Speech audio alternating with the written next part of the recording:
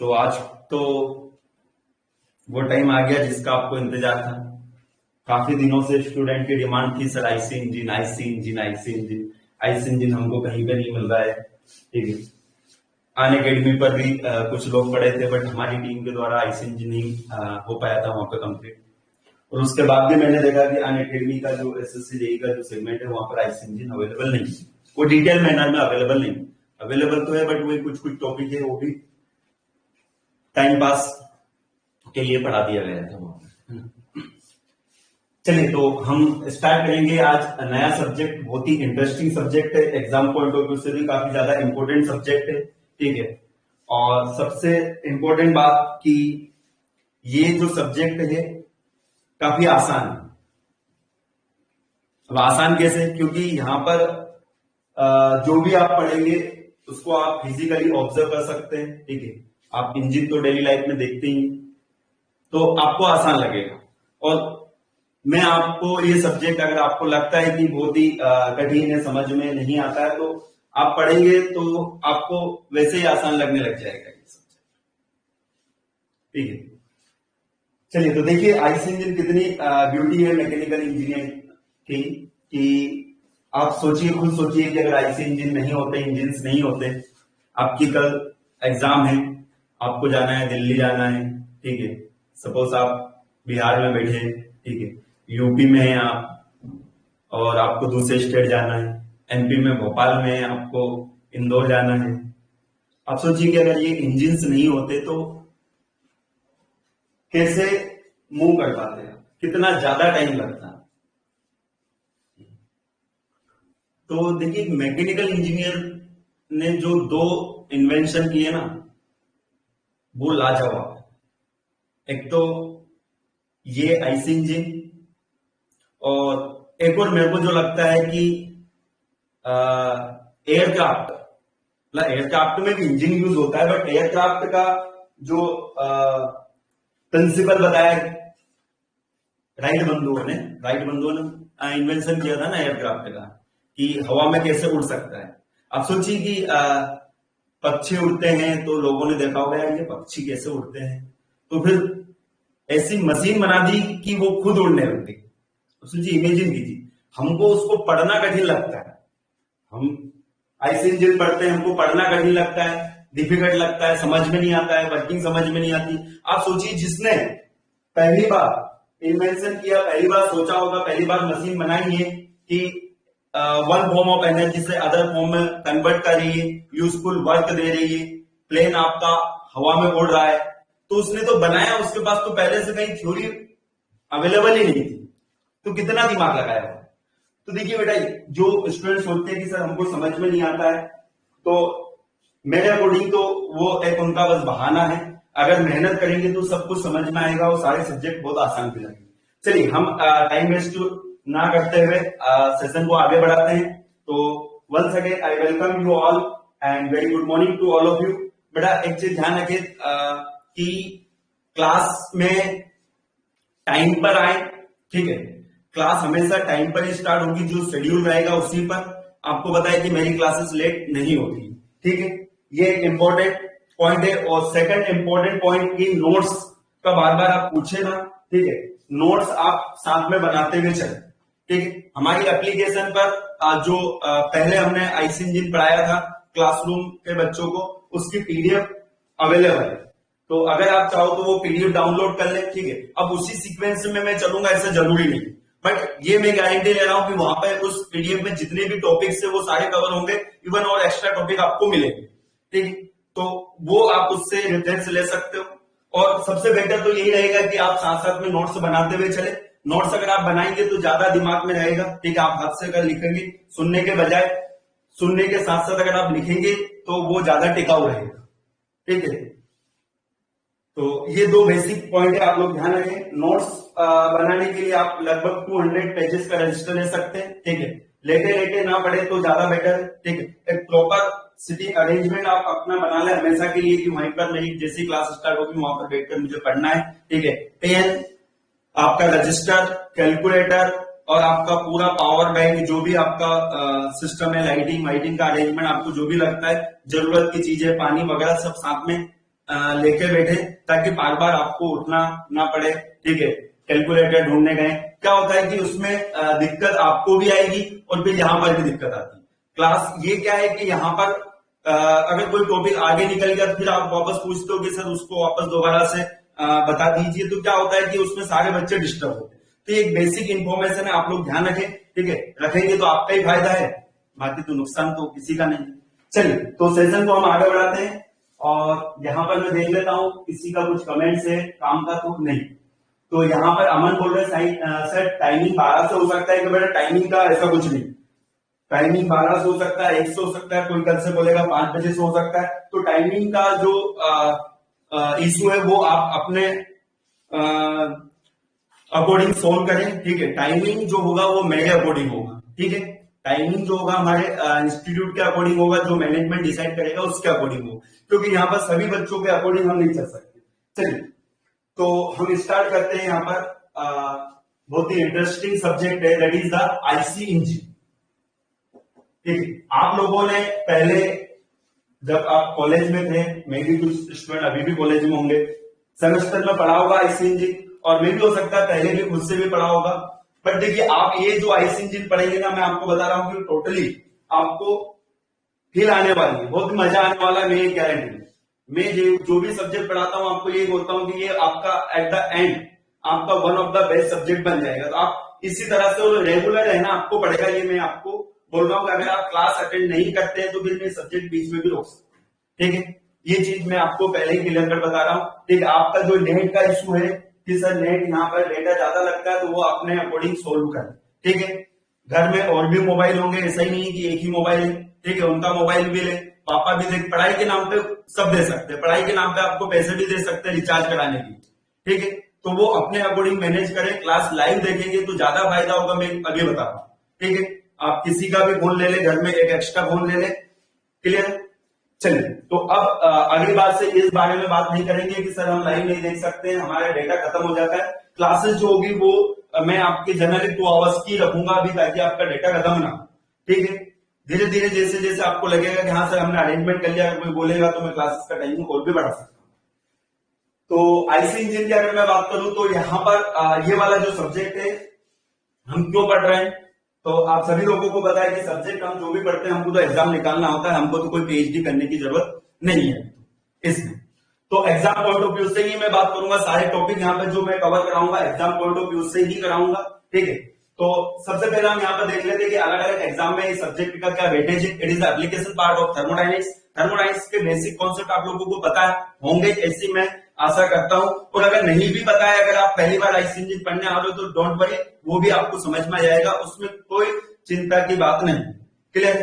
तो IC engine की अगर मैं बात करूं, अलग अलग एग्जाम जनरली हम बात करते हैं जितनी भी जेई और एई लेवल की एग्जाम। ठीक है, तो जितनी भी जेई और एई लेवल की एग्जाम होती है उसमें प्री में इसका जो वेटेज होता है दिनों दिन बढ़ता जा रहा है। ठीक है, थर्मल पोर्शन का वेटेज दिनों दिन जेई एग्जाम में तो खास करके बढ़ता जा रहा है, तो मिनिमम 6 to 8% तो होता ही होता है। 6 to 8% आपका जो भी जितने भी मार्क्स का पेपर होता है उसका 6 to 8% आपका प्री एग्जाम में किसी भी जेई और एई लेवल के एग्जाम आप उठा के देख लीजिए, आपको इतना वेटेज मिलेगा। ठीक है, और वहीं पर अगर मैं बात करूं SSC JE mains, JE mains, तो मेंस में इसका मिनिमम मैं बता रहा हूं आपको, मिनिमम 30 मार्क्स का वेटेज होता है। 15 मार्क्स का एक क्वेश्चन आता है तो मिनिमम 2 क्वेश्चन आते हैं, कभी कभी 3 क्वेश्चन भी देखे गए, तो मिनिमम 30 मार्क्स का वेटेज होता है। आप देख लीजिए मेंस के लिए भी काफी ज्यादा इंपॉर्टेंट है, और सिंपल क्वेश्चन आते हैं, वो पढ़ाते पढ़ाते मैं आपको बता दूंगा कि ये क्वेश्चन बस आप ध्यान रखें, ये डेरिवेशन आप ध्यान रख ले, 2-4 बार प्रैक्टिस कर ले, ये आपका मेंस का 15 नंबर फिक्स हो गया। ये जो 6 से 8 मार्क्स, 6 से 8% ये जो क्वेश्चन होते हैं जेई और एई एग्जाम में, ठीक है, इनके बारे में भी हम चर्चा करेंगे कि ये मेनली किस टॉपिक से पूछे जाते हैं। ठीक है, टॉपिक वैसे हम सारे ही कवर करेंगे। तो ये आप देख सकते हो कि वेटेज जो इस सब्जेक्ट का काफी ज्यादा है। ठीक है, और अगर हम बात करें कि ये जो सब्जेक्ट है इसके अंदर हम क्या क्या कवर करेंगे, तो कंटेंट की हम बात कर लेते हैं। एज यूजुअल जो हमारा पहला चैप्टर रहेगा introduction to IC engine. Introduction ये जो चैप्टर रहेगा इसमें हम आईसी इंजन से रिलेटेड जो भी टर्म्स है उनको समझेंगे। ये वाला जो चैप्टर है काफी ज्यादा इंपॉर्टेंट। देखिए बोलते हैं जो चीज एक्चुअली में बहुत सिंपल लगती ना देखने में, वो बहुत कॉम्प्लिकेटेड होती है। और ये चीज आपको समझ में आएगी जब आप पहला चैप्टर पढ़ेंगे ना, इंट्रोडक्शन। आप सोचते हो कि top dead centre, bottom dead centre, piston क्या होता है, ठीक है, क्लियरेंस वॉल्यूम क्या होता है, ये चीज आपको बहुत आसान लगती हो, बट इस पर क्वेश्चन जब फ्रेम होते हैं ना तो वो घुमा देते हैं। तो इसको बिल्कुल डिटेल में हम समझेंगे और बहुत ही इंटरेस्टिंग है। पहले ही चैप्टर बहुत इंटरेस्टिंग। तो पहला जो हमारा चैप्टर होगा, इसके अलावा यहाँ पर हम देखेंगे कि जो भी आईसी इंजन के कंपोनेंट्स होते हैं उनकी मैन्युफैक्चरिंग कैसे होती है, प्रोसेस के बारे में भी हम देखेंगे थोड़ा बहुत, मटेरियल क्या यूज करते हैं वो भी हम यहाँ पर देखेंगे इस पहले चैप्टर में। तो पहला चैप्टर जो रहेगा हमारा इंट्रोडक्शन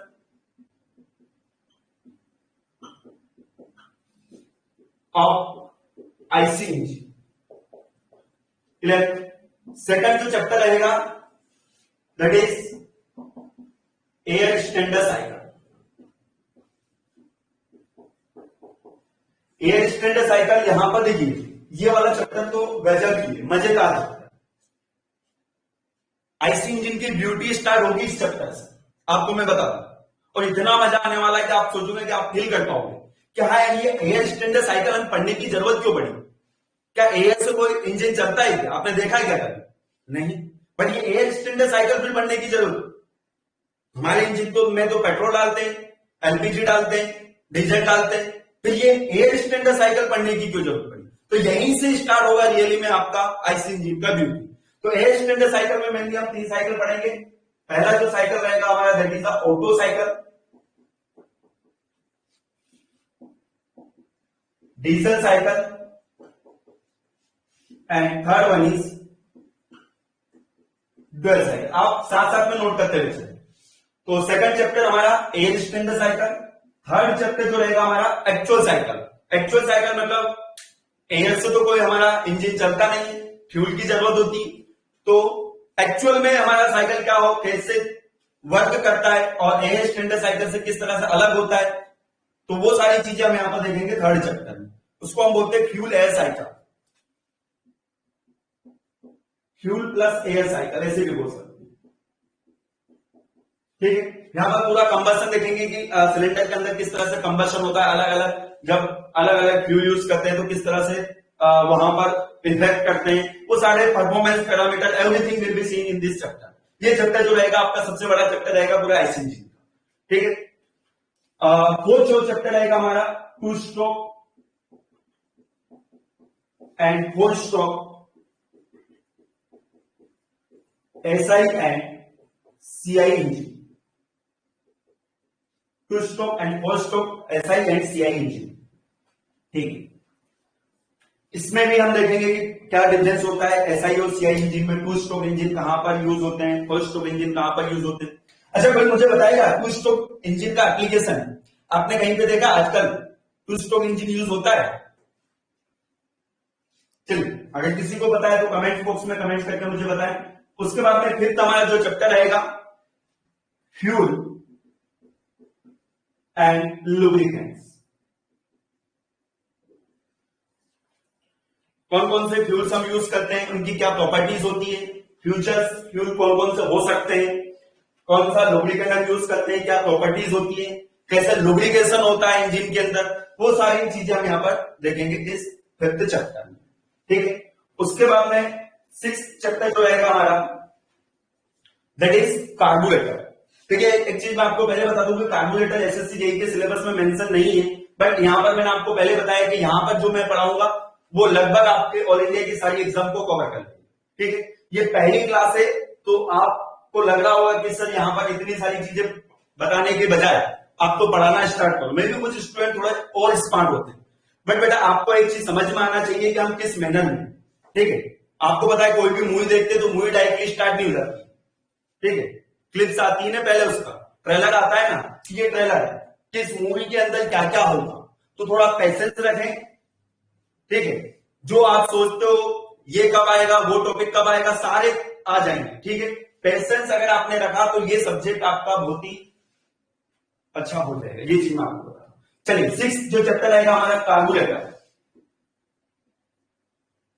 कार्बोरेटर जो है it is a part of SI engine, ठीक है।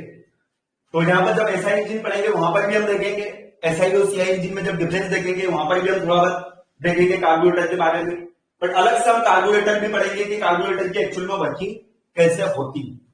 ठीक है, पूरा डिटेल मैनर में इसको हम यहाँ पर कवर करने वाले हैं। उसके बाद में लास्ट चैप्टर जो रहेगा, लास्ट चैप्टर इसको मैंने नाम दिया है मिसलेनियस टॉपिक्स।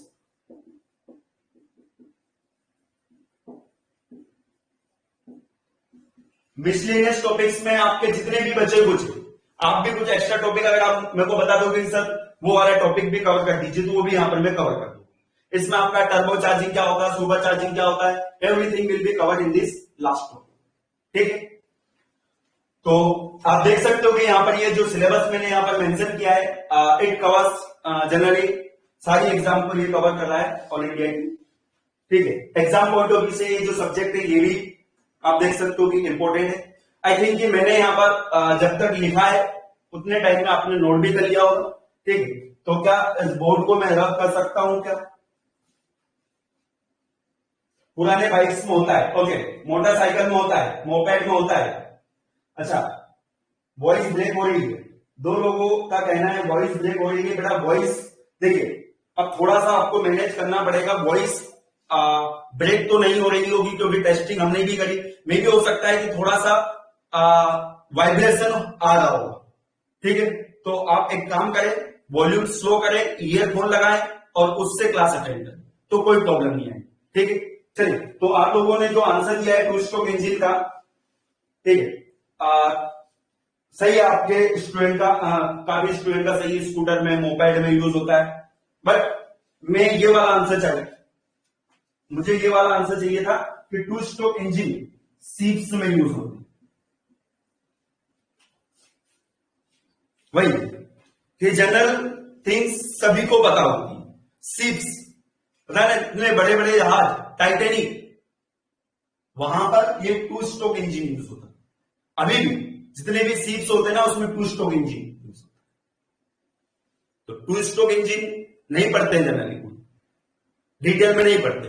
तो मैं आपको एक एग्जांपल देके बता रहा हूं कि यहां पर पूरा डिटेल में टू स्ट्रोक इंजन भी पढ़ाया जाएगा। ठीक, चलिए छोड़, तो हम आगे बढ़ते हैं। अब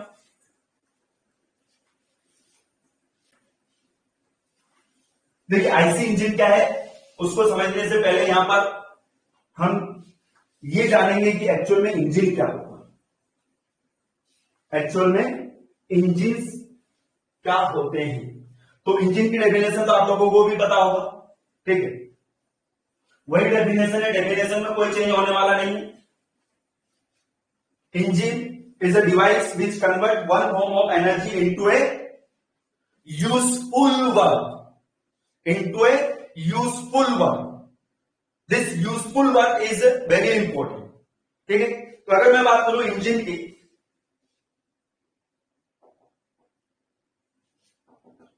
तो ये वो डिवाइस है जो कि वन फॉर्म ऑफ एनर्जी को यूजफुल वर्क में कन्वर्ट करें।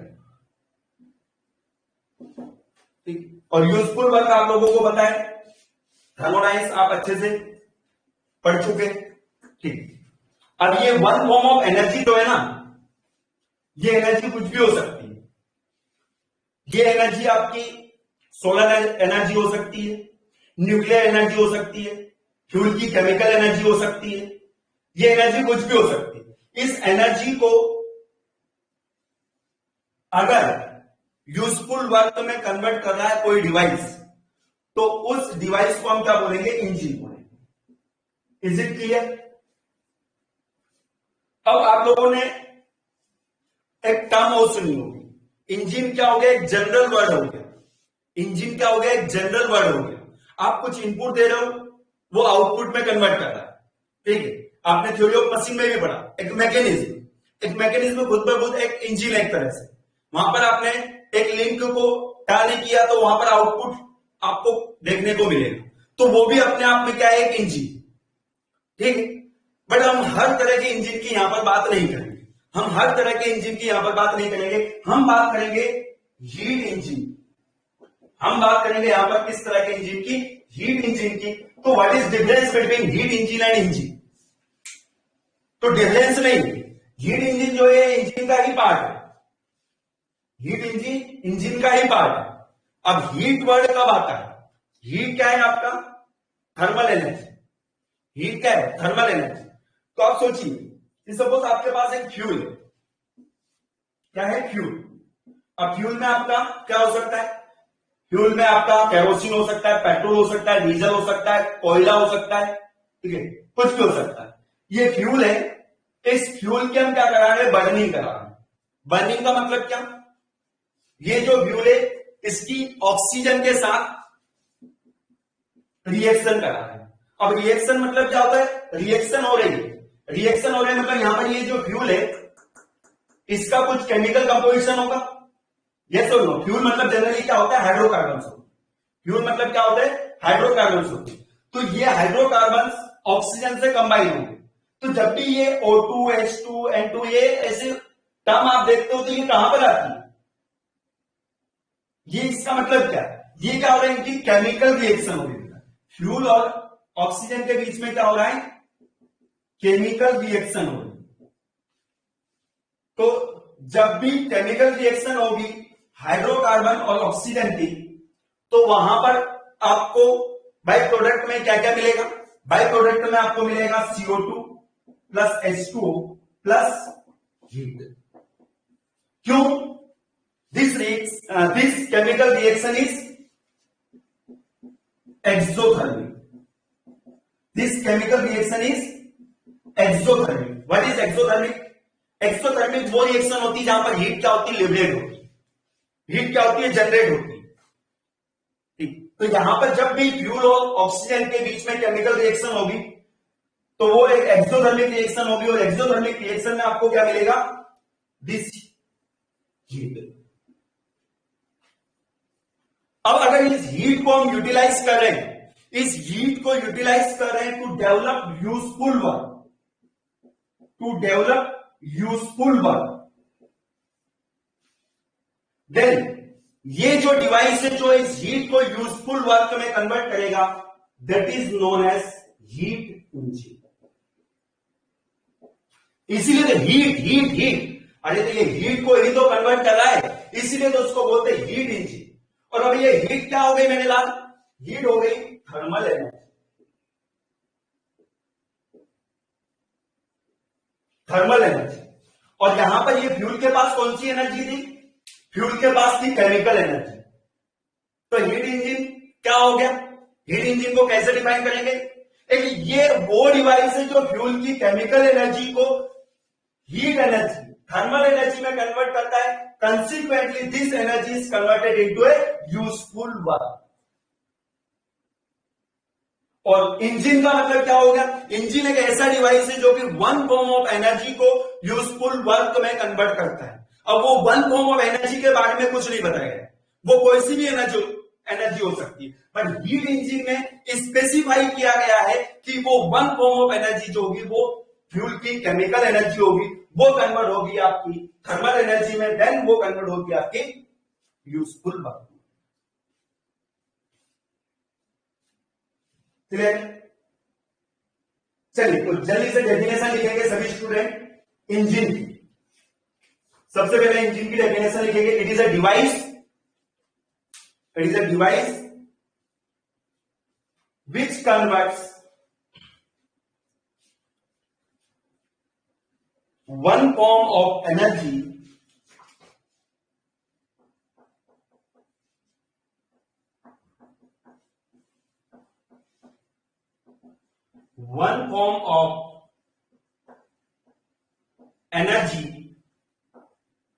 into a useful work, into a useful work।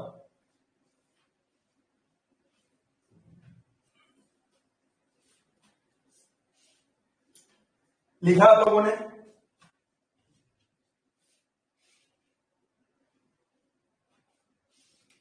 Next definition लिखेंगे हीट इंजन। नेक्स्ट, अगर आप लोग लिख पा रहे हैं जिस स्पीड से मैं बोल रहा हूं तो एक बार मुझे इंटीमेट कर दे, कोई एक भी स्टूडेंट जो लिख रहा है, प्रॉपर नोट्स बना रहा है, ठीक है, वो मुझे बता दे कि हाँ सर और आज क्लियर। अब इस स्पीड से पढ़ाइए और इस स्पीड से बोलिए तो हम लिख भी पाएंगे और समझ भी पाएंगे, ताकि मुझे समझ में आ जाए कि धीरे धीरे। और अगर कुछ लगता है कि सर इस चीज में आप इंप्रूव कर लीजिए, तो उसमें मैं कर सकता हूं कि थोड़ा बोलना स्लो है, या फिर यहाँ पर डिक्टेट करते टाइम स्लो बोलूं, या फिर आप चाहते हो कि मैं पूरा जो डिक्टेट कर रहा हूं वो बोर्ड पर लिखूं, ये भी आपके पास ऑप्शन है। बट अगर वो बोर्ड पे लिखूंगा तो वो फिर कोई फायदा नहीं होगा। आप बोलोगे तो मैं बोर्ड पे भी लिखूंगा। हाँ चलिए, जयप्रकाश का मैसेज आया। हाँ, तो नेक्स्ट डेफिनेशन लिखेंगे heat engine.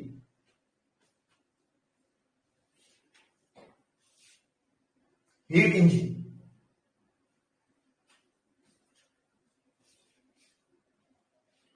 it is a device it is a device which converts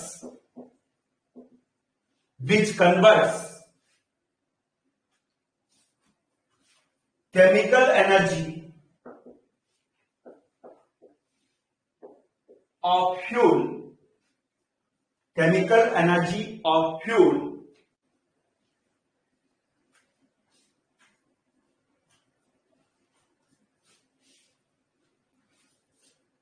into a thermal energy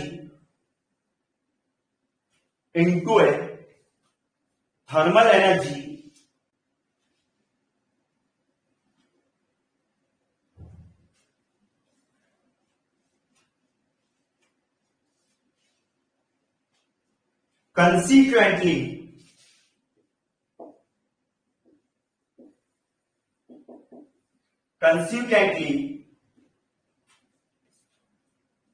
into a mechanical useful work, या into a mechanical work। Useful work मतलब क्या होता है आपका? Mechanical work. into a useful work oblique में आप लिख लेंगे mechanical. into a useful work और ऑब्लिक में लिख लेंगे आप लोग मैकेनिकल वर्क।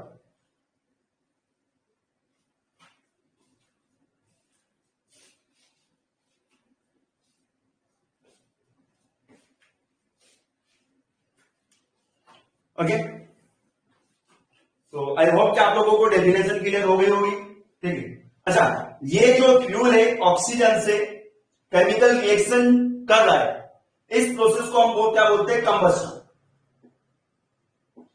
इस प्रोसेस को हम क्या बोलते हैं? कंबशन। क्लियर? कंबशन हम पूरा डिटेल में पढ़ने वाले हैं। ठीक है, कि जब फ्यूल पेट्रोल होगा तो किस तरह से आपका कंबशन होगा, डीजल होगा तो किस तरह से कंबशन होगा, गैसेस फ्यूल होंगे तो किस तरह से कंबशन होगा, वो सारी चीजें देखेंगे। ऑल आर द हाइड्रोकार्बन, सारे क्या होते हैं? हाइड्रोकार्बन। चलिए, तो आप लोगों ने समझा कि इंजन क्या होता है, हीट इंजन क्या होता है। हम तो पढ़ रहे हैं आईसी इंजन।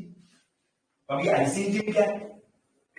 तो आईसी इंजन जो है ना बेटा, ये हीट इंजन का ही टाइप है।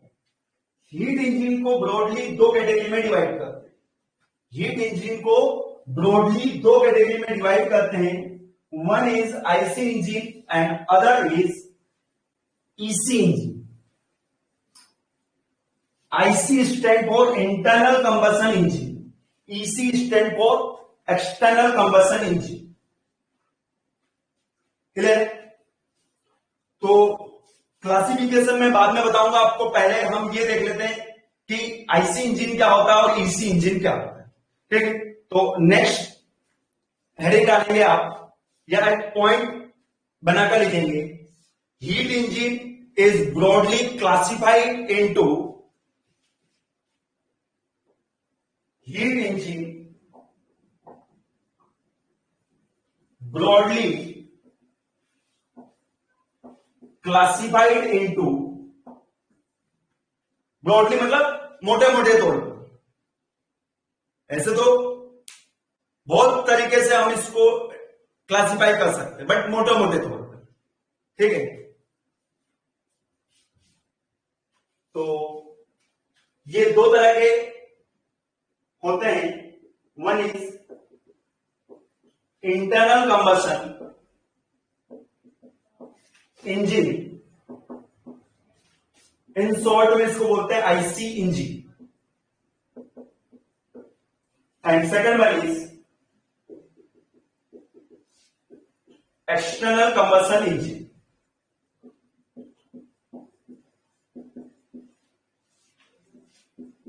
ईसी इंजन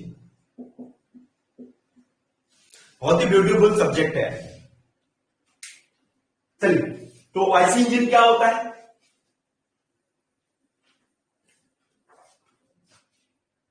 जहां पर कंबशन, नाम से समझ में आ रहा है, यहां पर कंबशन क्या होगा? अंदर होगा इंटरनल और एक्सटर्नल कंबशन इंजन, जहां पर कंबशन क्या होगा? बाहर होगा। Is that clear? This definition is sufficient to clarify the what is IC engine and what is EC engine? No. देखिए, अभी ध्यान से सुनिए। आईसी इंजन वो इंजन होते हैं जहां पर कंबशन चैम्बर के अंदर होगा, ठीक है, और वो जो कंबशन प्रोडक्ट रहेगा, ध्यान से सुनिएगा, वो जो कंबशन प्रोडक्ट रहेगा, itself act as a working substance. Combustion product itself act as a working substance. What do you mean by working substance? Working substance जो कि एक्चुअल में पावर प्रोड्यूस करता है। वर्किंग सब्सटेंस जो कि क्या करता है? एक्चुअल में पावर प्रोड्यूस करता है। सपोज दैट आप लोगों को पता है कि जो हमारे ऑटोमोबाइल्स में इंजन होते हैं वो आईसी इंजन होते हैं, रेसिप्रोकेटिंग आईसी इंजन होते हैं, ठीक है।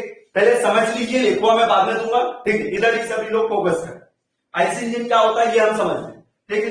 तो मैंने जो डेफिनेशन बताई वो डेफिनेशन में यहां पर प्रूव करके आपको बता रहा हूं और लिखवा भी दूंगा, डोंट वरी। सपोज ये हमारे पास क्या है, ये combustion chamber, this is the combustion chamber, और इसको हम सिलेंडर भी बोलते हैं। ये हमारा कंबशन चैम्बर। इस कंबशन चैम्बर के अंदर हमने फ्यूल प्लस एयर के मिक्सचर को रखा और यहां पर इसकी केमिकल रिएक्शन करवा दी। इसकी क्या करा दी? केमिकल रिएक्शन करवा दी। तो अभी थोड़ी देर पहले आपको बताया कि जब भी केमिकल रिएक्शन होगी तो हीट जनरेट होगी, तो हीट जनरेट होगी, उसकी वजह से यहां पर टेम्परेचर और प्रेशर क्या हो जाएगा? बढ़ जाएगा। और प्रेशर अगर बढ़ गया तो यहां पर ये जो पिस्टन है, ये पिस्टन क्या करेगी? मूव करना स्टार्ट करेगी। तो ये क्या होगा? पिस्टन का क्या होगा? मोशन होगा। मोशन होगा मतलब कोई भी बॉडी मूव करे मतलब उसके पास कौन सी एनर्जी आ गई? Mechanical energy.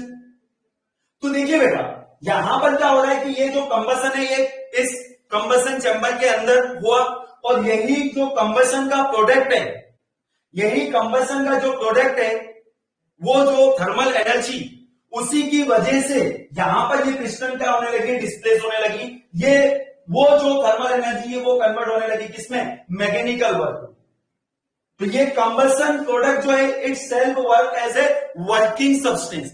यहां पर यही एक वर्किंग सब्सटेंस रहेगा और इसकी वजह से आपको क्या मिल रहा है? पावर आउटपुट मिल रहा है। तो इस तरह के इंजन को हम क्या बोलेंगे? Internal combustion engine. Internal combustion engine. Sir ये तो हमको पहले से भी पता था कि आईसी इंजन जो रेसिप्रोकेटिंग इंजन होते हैं वो इंटरनल कंबशन इंजन होते हैं। चलिए एक और एग्जांपल से हम समझते हैं। अच्छा, ये जो इंजन होते हैं, ठीक है, पावर प्लांट्स होते हैं, इनका काम क्या रहता है? मेन टू प्रोड्यूस पावर, ठीक है। काम क्या रहता है? टू प्रोड्यूस पावर, ठीक है। तो पावर हम ऐसे भी जनरेट कर सकते हैं। आप लोगों ने सुना होगा पावर हम थर्मल पावर प्लांट में भी जनरेट करते हैं। तो हम एक थर्मल पावर प्लांट से समझते हैं, ठीक है। आपने पावर प्लांट पढ़ा होगा, हो सकता है किसी ने आपको पढ़ाया होगा, ठीक है, और बहुत सारे लोग फ्री में भी पढ़ाते हैं, उसको भी आप देख सकते हो। तो पावर प्लांट में भी हो सकता है, आप लोगों ने पढ़ा होगा, वहां पर आपको गैस पावर साइकिल भी पढ़ाए होंगे, ठीक है, ब्रेटन साइकिल। तो मैं उसी का एग्जांपल ले रहा हूं, आई होप कि आपको थोड़ा सा आइडिया होगा। और जितने भी पावर साइकिल होते हैं उसको हम दो कैटेगरी में डिवाइड करते हैं, open cycle and close cycle, याद है। तो मैं यहां पर बात कर रहा हूं open gas power cycle, open gas power cycle. Gas power cycle आपका कंप्रेसर, कंप्रेसर में एयर कंप्रेस होगी, देन इट गोज टू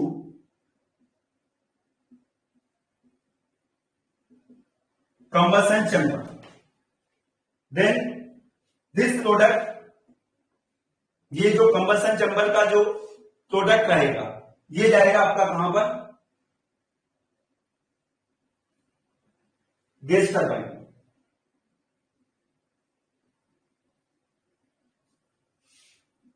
याद है, ऐसा कुछ पढ़ा है कभी आपने। तो बेटा देखिए यहां पर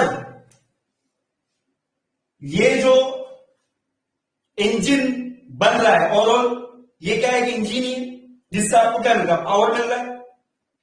तो ये जो इंजन होगा ना, it is also a internal combustion engine. यहां तो आपको समझ में आता है कि ये क्लोज पैसेज है जिसके अंदर कंबसन हो रहा है, तो इसको हमने इंटरनल कंबसन बोलते हैं। बट यहां पर आपको ऐसा कुछ समझ में आ रहा है, but it is a internal combustion engine. अब कैसे, यहां पर ये जो कंबसन चैम्बर है ना बेटा, इस कंबसन चैम्बर में हम क्या करते हैं, फ्यूल सप्लाई करते हैं। इस कंबसन चैम्बर में हम क्या करते हैं, फ्यूल सप्लाई करते हैं, और यहां से इस कंप्रेसर के थ्रू इसमें क्या आती है, एयर आती है, ठीक है। और देखिए एक आपके मन में डाउट आ सकता है कि सर एयर बर्निंग के लिए, कंबसन के लिए तो ऑक्सीजन की जरूरत होती है, अब बार बार एयर क्यों होती है। ये चीज आपको पता होना चाहिए, क्योंकि एटमॉस्फेयर में जो एयर है उसमें ऑक्सीजन की मात्रा काफी ज्यादा है, तो हम अलग से कोई ऑक्सीजन का सिलेंडर नहीं टांग के यहां पर लगाते हैं। आपकी बाइक पर कोई ऑक्सीजन का सिलेंडर नहीं लगा होता है, ये चीज ध्यान रखें, ठीक है। ऑक्सीजन और नाइट्रोजन दो ही मेजर गैसेस होती है एटमॉस्फेयर में, जो एयर होती है उसमें नाइट्रोजन इनर्ट गैस होती है, तो वो एग्जॉस्ट बर्निंग जो एग्जॉस्ट होता है उसके साथ बाहर निकल जाती है, और ऑक्सीजन जो होती है वो काम आ जाती है। तो ये दिमाग में घुसा देते हैं, ठीक है। अलग से कोई ऑक्सीजन हम नहीं देते, जब भी केमिकल रिएक्शन लिखेंगे जब वहां पर केवल ऑक्सीजन में लिखूंगा, बट जब भी ऐसे टर्मिनोलॉजी यूज करूंगा कि कंबसन के लिए तो किसका फ्यूल, एयर का मिक्सर, फ्यूल एयर का मिक्सर, क्लियर। तो देखिए यहां पर हम क्या करते हैं, इस कंबसन चैम्बर के अंदर क्या करते हैं, हम फ्यूल सप्लाई करते हैं। इस कंबसन चैम्बर के अंदर क्या किया हमने, फ्यूल सप्लाई की। अब यहां पर देखिए दो तरीके हो सकते हैं, ये जो एयर है यहां पर, ये जो टरबाइन है ना, गैस टरबाइन, इस गैस टरबाइन में एक्सपांशन कराने के लिए हमको हाई एंथैल्पी की एयर की जरूरत पड़ेगी। तो हाई एंथैल्पी की एयर की अगर हमको जरूरत पड़ेगी तो ये जो एयर है इसकी एंथैल्पी हमको बढ़ाना, यहां से जो एयर आई इसकी एंथैल्पी क्या करना, हमको बढ़ाना। तो एंथैल्पी अगर हमको बढ़ाना तो हम क्या करें, डायरेक्टली इसमें फ्यूल सप्लाई कर दें। फ्यूल का क्या होगा, कंबसन होगा, फ्यूल का कंबसन होगा, उस एयर की एंथैल्पी बढ़ जाएगी, और वही एयर आपकी यहां पर जाकर क्या हो जाएगी, एक्सपांड हो जाएगी, और यहां पर वो बाद में इस टरबाइन से बाहर एटमॉस्फेयर में क्या हो जाएगी, एब्जॉर्ब हो जाएगी। तो वही एयर फ्यूल जो है वो आपका वर्किंग सब्सटेंस रहेगा। यहां पर एयर फ्यूल दोनों का मिक्सर क्या रहेगा, वर्किंग सब्सटेंस रहेगा। That's why it is also a internal combustion engine, that's why it is also a internal combustion engine. ये ओपन गैस पावर साइकिल जो होते हैं ना, ये इंटरनल कंबसन इंजन होते हैं। और वहीं पर अगर मैं बात करूं ना, अगर मैं क्या कर दूं, इसको क्लोज कर दूं, क्लोज का मतलब क्या, कि यहां से जो एग्जॉस्ट निकलता है, यहां से जो एग्जॉस्ट निकलता है उसको मैं कहां पे लेके आता हूं, उसको मैं लेके आता हूं कंडेंसर, कंडेंसर से फिर उसको वापस अगेन कंप्रेसर में। तो उसी वर्किंग सब्सटेंस को मैं क्या कर रहा हूं, रिसर्कुलेट कर रहा हूं। तो बेटा मुझे ये बताइए, फ्यूल, ध्यान से सुनिएगा, यहां पर फ्यूल की क्या होगी, बर्निंग होगी, फ्यूल की बर्निंग होगी और उसने पावर जनरेट आपको करके दे दिया, पावर जनरेट करके दे दिया, यहां से आपका आउटपुट मिल जाएगा। तो वही फ्यूल अगर आपका फ्यूल और एयर का जो कंबशन प्रोडक्ट रहेगा उसको आप रिसर्कुलेट करके लेके आओगे तो क्या वापस से वो यूज होगा क्या? अरे उसकी एनर्जी तो आपने निकाल ली ना, तो उस फ्यूल को वापस रिसर्कुलेट करने से फायदा क्या है? उस फ्यूल को रिसर्कुलेट करने से फायदा क्या है? नहीं है ना, अननेसेसरी उसको लेके आ रहे हैं। तो यहां पर क्या करते हैं, जब भी क्लोज साइकिल होता है ना मेरे लाल, क्लोज साइकिल होता है ना, जिस कंबशन चैम्बर को हम रिप्लेस कर देते हैं किससे, हीट एडिशन प्रोसेस से, हीट एक्सचेंजर से। तो यहां पर हम क्या करते हैं, यहां पर क्या करते हैं, आउटसाइड बर्निंग करते हैं फ्यूल की। यहां पर हमने फ्यूल को बर्न किया, यहां पर हमने फ्यूल को बर्न किया और इस फ्यूल की एनर्जी को हम केवल सप्लाई करते हैं इस एयर को। इस एयर को क्या करते हैं हम, यहां से जो एयर आ रही है इस एयर को, इस फ्यूल की एनर्जी को सप्लाई करते हैं। अब फ्यूल बर्न हुआ, अब ये फ्यूल कहीं पे भी बर्न हुआ हमको उससे मतलब नहीं, फ्यूल बर्न होगा तो आपको पता है हीट जनरेट होगी और वो हीट को हम सप्लाई करते हैं, इसलिए प्रोसेस को हम क्या बोलते हैं, हीट एडिशन प्रोसेस। तो यहां पर देखिए, अगर क्लोज साइकिल अगर होगा तो यहां पर आपका एयर और वो जो फ्यूल है वो मिक्स नहीं हुए, वो फ्यूल की कौन सी एनर्जी सप्लाई करी हमने, उसकी हीट एनर्जी हमने सप्लाई करी।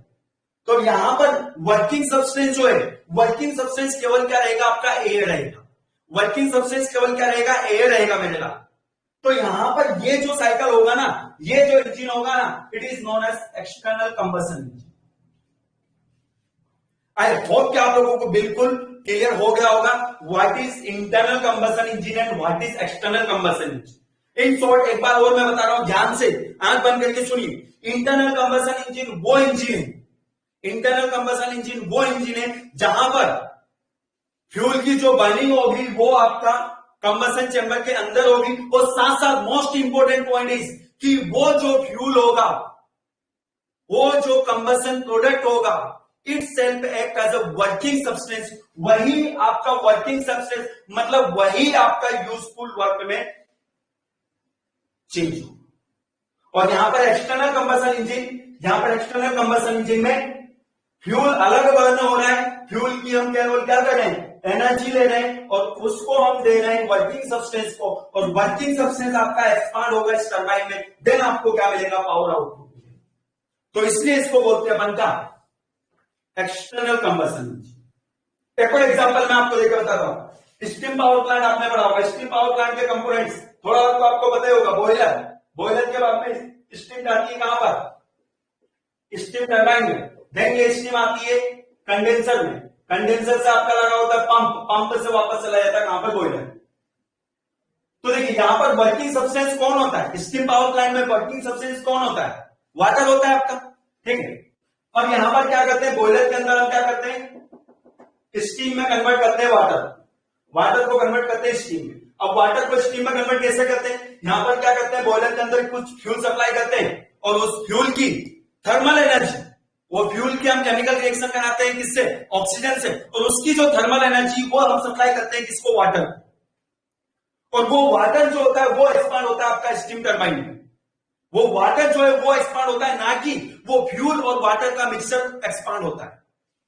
तो मुझे ये बताइए बेटा कि ये स्टीम पावर प्लांट जो है, ये स्टीम पावर प्लांट जो है कैसा इंजन होगा, इंटरनल कंबशन इंजन होगा या एक्सटर्नल कंबशन इंजन होगा। यहां पर कंबशन जो है, कंबशन प्रोडक्ट जो है क्या वो एक्सपांड हो रहा है क्या, उसकी मदद से क्या आपको पावर मिल रहा है क्या, बिल्कुल नहीं। यहां पर वर्किंग सब्सटेंस आपका वाटर रहेगा थ्रू आउट, और यहां पर आपका फ्यूल जो रहेगा वो आपका कुछ भी हो सकता है, डीजल हो सकता है, आपका कोल हो सकता है, कोक हो सकता है, वट जो।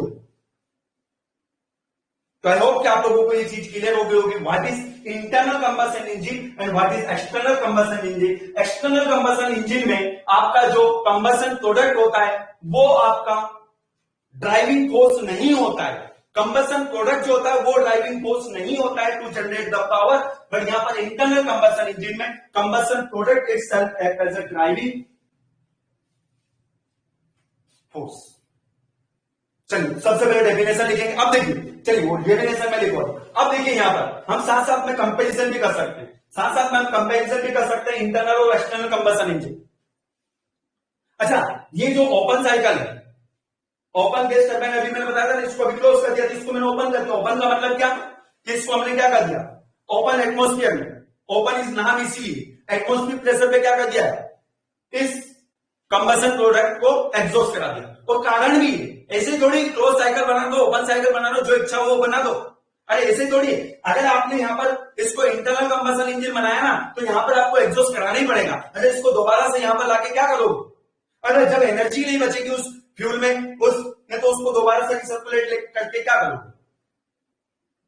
तो इसीलिए हम क्या कराते हैं, ओपन एटमोस्फेयर में एग्जॉस्ट करा देते हैं, इसीलिए ओपन एटमोस्फियर प्रेशर पर, इसीलिए उसका नाम ओपन साइकिल बोलते हैं। और यहां पर क्या है, यहां पर तो हम अलग से फ्यूल सप्लाई, यहां पर फ्यूल की एनर्जी को यूटिलाइज कर रहे हैं। तो वो वाटर जो है, वो वाटर का कुछ बिगड़ा है क्या, नहीं बिगड़ा। वाटर आपका वर्किंग सब्सटेंस था, तो वापस रिसर्कुलेट कर लिया, वापस उसको यूटिलाइज कर लिया। Is it clear. अब देखिए बेटा, यहां पर मोस्ट इंपोर्टेंट पॉइंट कि यहां पर ये ओपन साइकिल जो होते हैं ना, जनरली मैंने पावर प्लांट में भी बताया, आपने जिससे पढ़ा होगा उसने भी बताया होगा, जनरली जितने भी ओपन साइकिल होते हैं ना, जनरली जितने भी ओपन साइकिल होते हैं ना, that act as a internal combustion engine. और जितने भी क्लोज साइकिल होते हैं ना, that act as a external combustion engine. तो ओपन गैस टरबाइन भी होती है, क्लोज गैस टरबाइन भी होती है। यही तो बच्चों को कंफ्यूजन होता है, ये कहीं पे क्या है, ध्यान से नहीं पढ़ते। यस, कहीं पे लिखा था gas turbine cycle, open cycle लिखा था, कहीं पे gas turbine cycle, close cycle लिखा था, सॉरी गैस टरबाइन साइकिल आपका इंटरनल कंबशन इंजन लिखा था सर कहीं पर, और gas turbine cycle external combustion engine भी लिखा था। तो हम क्या माने इसको, अरे बेटा मानने की कोई जरूरत नहीं, मानते थोड़ी। यहाँ पर जो होता है वो होता है, अपने मन से थोड़ी इसको एक्स मान लिया, इसको वाई मान लिया, राम की आयु 5 मान ली, श्याम की आयु 10 मान ली। ये मन से नहीं मानने का होता है, ये इसके पीछे लॉजिक होता है कि यहां पर गैस टरबाइन साइकिल में भी इंटरनल कंबशन इंजन और गैस टरबाइन साइकिल में भी एक्सटर्नल कंबशन इंजन। कब गैस टरबाइन साइकिल आपका इंटरनल कंबशन इंजन रहेगा, जब ओपन गैस टरबाइन साइकिल होगा, और गैस टरबाइन साइकिल आपका क्लोज एक्सटर्नल कंबशन इंजन होगा जब वो क्लोज साइकिल। अरे समझ में आ रहा है। तो एक हमको बहुत ही इंपॉर्टेंट कंक्लूजन यहां से मिला, पता है कि open cycle generally internal combustion engine होते हैं, और क्लोज साइकिल जो होते हैं क्या होते हैं, एक्सटर्नल कंबशन इंजन। चलिए बहुत चर्चा हो गई इस पर, आई होप कि आप लोगों को क्लियर हो गया होगा इंटरनल एक्सटर्नल कंबशन इंजन क्या होता है। सबसे पहले हेड डालेंगे इंटरनल कंबशन इंजन, और इसकी डेफिनेशन लिखिए, इसकी डेफिनेशन लिखिए।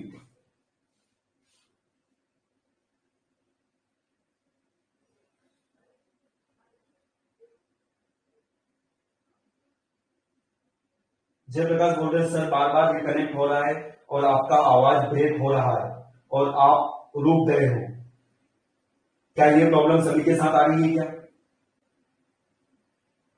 यस सर, बार बार हो रहा है। चलिए उस पर थोड़ा सा वर्क हम कर लेंगे। अभी क्लियर है क्या। वो क्या होता है कि मेरा जब मूवमेंट फास्ट होगा ना, तब हो सकता है मे बी वो हैंग होता होगा, तब मैं उस चीज का ध्यान रखूंगा कि इतना ज्यादा हिलूंगा डुलूंगा नहीं, डांस नहीं करूंगा आपके सामने। क्या होता है कि डांस करते हैं ना तो आपको अच्छा लगता है, पढ़ने वढ़ने में तो ठीक है, पर कोई फैकल्टी वैकल्टी डांस करके बता देती है ना, हिल डुल के बता देती है ना, तो अच्छा लगता है आप लोगों को। ये मैंने देखा है, वो वीडियो को आप बहुत ज्यादा लाइक करते हैं। कॉन्सेप्ट कितना भी अच्छा बता दे, उससे मतलब नहीं। चलिए लिखेंगे डेफिनेशन इंटरनल कंबशन इंजन।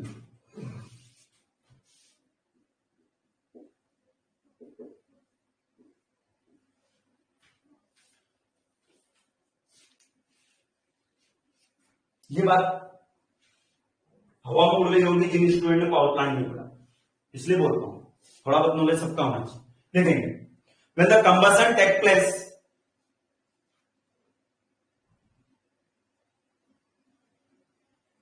मैं तो ज्यादा डेटा लग रहा है। when the combustion take place, when the combustion take place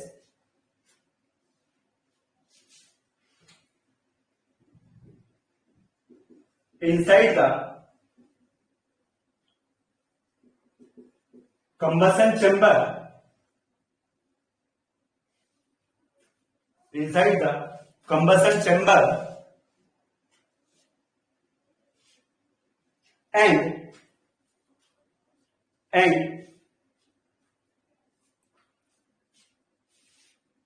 product of combustion and product of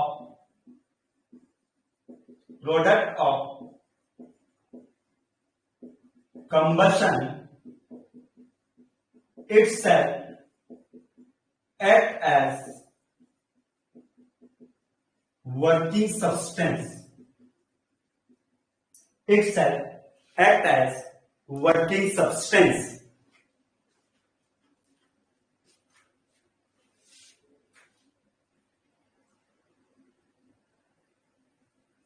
itself act as working substance full stop example लिख लेंगे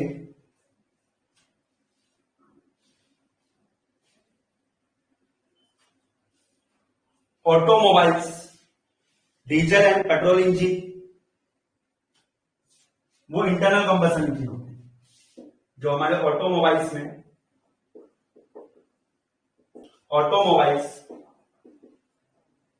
डीजल एंड पेट्रोल इंजन ये internal combustion engine होते हैं।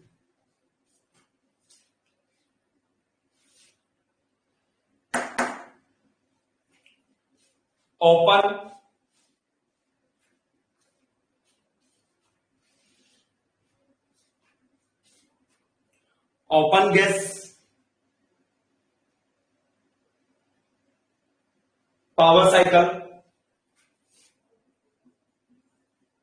Open gas power cycle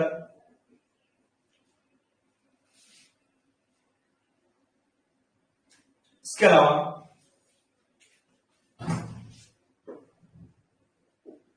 vehicle engine में भी हो सकता है किसी स्टूडेंट ने इसका नाम सुना होगा, में भी हो सकता है कि पहली बार सुन रहा होगा। डोंट वरी, इसके बारे में भी हम पढ़ेंगे, अभी ज्यादा लोड लेने की जरूरत नहीं।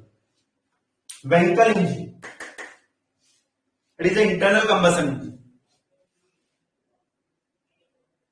ये रोटरी इंटरनल कंबशन इंजन होता है। ऑटोमोबाइल में जनरली हमारे रेसिप्रोकेटिंग इंटरनल कंबशन हो जाता, और यहां पर भी अगर हम बात करें ये ओपन गैस टरबाइन है तो it is also A rotary internal combustion engine. Vehicle engine it is also A rotary internal combustion engine.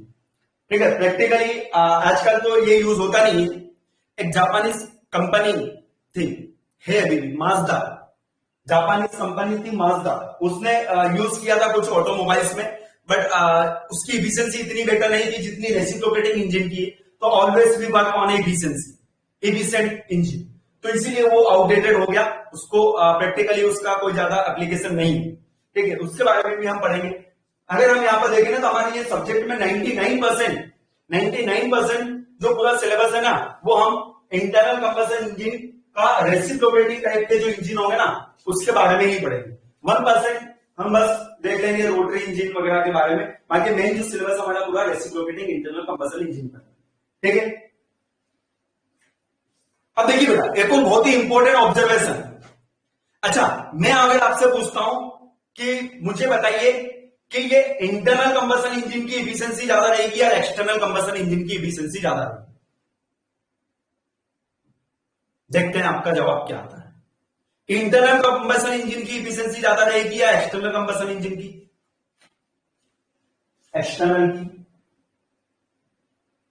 Jayaprakash, working substance समझ में नहीं आया? Okay, are you clear? बिल्कुल बिल्कुल, ओके। यहां पर आपका आंसर है एक्सटर्नल। एक्सटर्नल कंबशन इंजन की एफिशिएंसी क्या होगी? ज्यादा होगी। इधर सुनिएगा, अब आप कमेंट्स करने की आपको जरूरत नहीं। जो दिमाग में भूसा भरा हुआ है ना उसको मैं निकालूंगा। आप लोग सर ऐसा बोल रहे हो हमारे दिमाग में भूसा भी भरा, बड़ा भूसा नहीं भरा हुआ है, बट कॉन्सेप्ट को लिंक करना आपको सीखना पड़ेगा। कॉन्सेप्ट को लिंक करना आपको सीखना पड़ेगा। मुझे ऐसी आशा नहीं कि आप सही आंसर देंगे। सुनिएगा, थर्मोडायनेमिक्स याद है ना? When there is a heat transfer, ध्यान से सुनिएगा, when there is a heat transfer then definitely there will be a loss in the available energy. जब भी हीट ट्रांसफर होगा तो कुछ लॉस होगा अवेलेबल एनर्जी में। Is that clear to everyone? मेरे लाल, मेरे पीले, मेरे हरे, मेरे गुलाबी, मुझे ये बताइए कि यहां पर एक कंबशन चैम्बर है, इस कंबशन चैम्बर के अंदर ही हमारा फ्यूल है, इस कंबशन चैम्बर के अंदर ही एयर है, तो यहां पर ये इसकी जो एनर्जी है ये खुद आपका ड्राइविंग फोर्स है, ये खुद इस पिस्टन को धक्का दे रहा है। और वहीं पे अगर मैं बात करूं एक्सटर्नल कंबशन इंजन की, एक्सटर्नल कंबशन इंजन में ये क्या है हमारा हीट एडिशन प्रोसेस, ये क्या हमारा हीट एक्सचेंजर है। यहां पर हमारा फ्यूल बर्न हो रहा है और यहां पर फ्यूल बर्न हो रहा है, यहां से हम हीट सप्लाई कर रहे हैं, हीट ऐड कर रहे हैं, ये हीट ऐड कर रहे हैं। तो यहां से हीट हम ऐड करेंगे इसमें, तो यहां पर लॉस होंगे कि नहीं होंगे मेरे लाल? और यहां पर क्या क्या लॉस होंगे? यहां पर ये जो हीट है ये डायरेक्टली वर्किंग सब्सटेंस, ये डायरेक्टली यहां पर इस पिस्टन को डिस्प्लेस करेंगी यार, इस पिस्टन को डायरेक्टली ये हीट डिस्प्लेस करेगी। और यहां पर इस हीट इस फ्यूल को आपने बर्न किया और यहां से जो थर्मल एनर्जी प्रोड्यूस हुई उसको आपने यहां पर सप्लाई किया, उसको यहां पर सप्लाई किया, तो बीच में लॉस होंगे कि नहीं होंगे? तो यहां पर लॉस ज्यादा होंगे। तो ये तो ईसी इंजन है ना और ये आईसी इंजन है, तो यहां पर इफिशियंसी डेफिनेटली ज्यादा होगी, यहां पर इफिशियंसी कम होगी, क्योंकि लॉसेस तो यहां पर ज्यादा होंगे ना। तो सर ये लॉसेस आपने कैसे बता दिए? अरे लॉसेस हम थर्मोडाइनमिक्स पढ़ के आए बेटा, जब भी हीट ट्रांसफर होगी तो कुछ ना कुछ लॉस तो होंगे, क्योंकि यहां पर इससे यहां पर हीट ट्रांसफर हो रही और यहां पर तो ये फ्यूल एयर का मिक्सचर जो कंबशन प्रोडक्ट यहां पे जो हीट जनरेट हो रही वही तो इस पिस्टन को डिस्प्लेस करेगी। तो किसकी इफिशियंसी ज्यादा होगी? डेफिनेटली इंटरनल कंबशन इंजन की इफिशियंसी ज्यादा होगी बेटा, इंटरनल कंबशन इंजन की इफिशियंसी ज्यादा होगी। अरे समझ में आया? यहां पर अगर हम बात करें, चलिए एक्सटर्नल कंबशन इंजन की मैं डेफिनेशन लिखा देता हूं, उसके बाद में कंपेरिजन। वर्किंग सब्सटेंस समझ में आया जब बेटा? सीधा सुन लीजिए, वर्किंग सब्सटेंस वो होता है जो एक्चुअल में आपका मूवमेंट लेके आता है आपके डिवाइस में, मैकेनिकल एनर्जी में कन्वर्ट करता है। जैसे कि वाटर, वर्किंग सब्सटेंस का एग्जांपल मैं आपको बताता हूं कि स्टीम पावर प्लांट में वाटर जो होता है ना, वाटर क्या करता है? रिसर्कुलेट करता है। तो वाटर आपका स्टीम में कन्वर्ट होता है और स्टीम की मदद से ये जो टरबाइन है क्या करती है? रोटेट करती है। स्टीम की मदद से ये क्या करती है? टरबाइन रोटेट करती है। यहां पर स्टीम की मदद से टरबाइन रोटेट करिए, इसलिए यहां पर ये जो वाटर है ये वर्किंग सब्सटेंस होगा। यहां पर गैस पावर साइकिल, अच्छा गैस पावर साइकिल मैं आपको थोड़ा सा वेट कर ले। गैस पावर साइकिल एक आपने देखा है, रात दिन देखते हो, रात दिन नहीं देखते हो तो 2-4 दिन में एक बार तो देख ही लेते हो, मैं आपको बताऊंगा। गैस पावर साइकिल में आपका एयर जो होता है वो वर्किंग सब्सटेंस होता है, एयर जो होता है वो वर्किंग सब्सटेंस होता है। एयर जो होती है यहां पर एक्सपांड होती है टरबाइन में, ये गैस टरबाइन इसीलिए बोला जाता है। यहां पर एयर जो होती है वो, तो वो वर्किंग सब्सटेंस है। और फ्यूल अलग है, फ्यूल आपका जो अपनी एनर्जी सप्लाई करता है, फ्यूल हो गया आपका कोल हो गया, फ्यूल हो गया आपका पेट्रोल हो गया, फ्यूल हो गया डीजल हो गया। तो यहां पर अगर हम बात करें, यहां पर अगर हम बात करें तो यहां पर फ्यूल और एयर, अब ये फ्यूल और एयर जो है ना यही इस पिस्टन को धक्का देगी। तो पिस्टन मतलब मैकेनिकल वर्क में कौन कन्वर्ट कर रहा है? यहां पर working substance mechanical work, working substance की मदद से मैकेनिकल वर्क आपको मिलेगा। तो यहां पर फ्यूल और एयर का जो मिक्सचर है ना, कंबशन प्रोडक्ट, वही यहां पर इस पिस्टन को डिस्प्लेस करता है। It is a working substance, working substance. चलिए, तो इंटरनल कंबशन इंजन की इफिशियंसी जो होगी क्या होगी? ज्यादा होगी बेटा, दिमाग में घुसा लीजिए ये चीज। और क्यों ज्यादा होगी? यहां पर एक मैंने एग्जांपल लेके भी आपको बता दिया कि यहां पर जब इंटरनल कंबशन इंजन में आप देखो ना, यहां पर ये डायरेक्टली हीट जो है ये यूटिलाइज होगी, यहां पर ये हीट यहां से यहां आ रही, तो बीच में लॉसेस आपको देखने को मिलेंगे। When there is a heat transfer, there is a losses in available energy, और उसी को तो हम क्या बोलते हैं? एंट्रोपी जनरेशन, इरिवर्सिबिलिटी, उसी को तो हम बोलते हैं इरिवर्सिबिलिटी। चलिए जोड़िए, एक्सटर्नल कंबशन इंजन की डेफिनेशन लिखिए जल्दी से। समझने का है इस सब्जेक्ट में, बहुत ज्यादा समझने का, बहुत चीजें समझने की, बट वही है आप स्टेप बाय स्टेप चलते जाओगे, पेशेंस रखोगे तो सारी चीजें समझ में आएगी। ठीक है, टाइम से पहले कोई चीज समझी भी नहीं जाती। अभी आप मुझसे पूछोगे कि सर कंबशन कैसे होता है, तो मैं अभी आपको नहीं बताऊंगा, बताने भी लोगों तो आपको समझ भी नहीं है। स्टेप बाय स्टेप में चलूंगा, बिल्कुल सिस्टमेटिक तरीके से, नोट्स भी आपके सिस्टमेटिक तरीके से बनेंगे। तो एक बार पूरा सब्जेक्ट आपका खत्म हो गया, दोबारा से आप पढ़ोगे तो बिल्कुल फील आने लगेगी। पिक्चर आप हीरो बन जाओगे उस पिक्चर की, क्या मैं हीरो हूं, मैं ही जा रहा हूं यहाँ पर, मैं ही यहाँ पर बंद कर रहा हूं, मैं ही आगे बढ़ रहा हूं, मैं ही पिस्टन को धक्का दे रहा हूं, फिर धक्का देने के बाद मैं ही बाहर निकल रहा हूं, ऐसी फीलिंग आएगी, मैं आपको बता। चलिए, एक्सटर्नल कंबशन इंजन डेफिनेशन लिखेंगे। External combustion,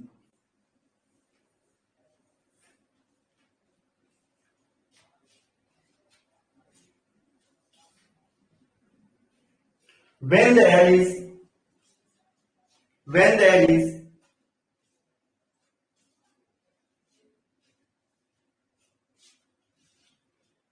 combustion takes place,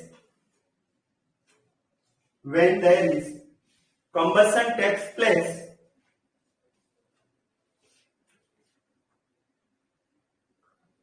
outside the combustion chamber, when combustion takes place outside the combustion chamber,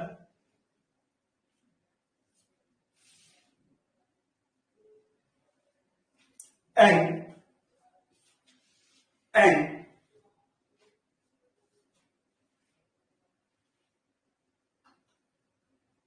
heat is supplied to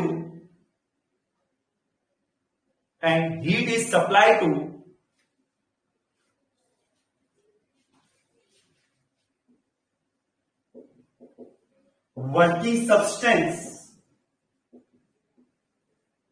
heat is supplied to working substance,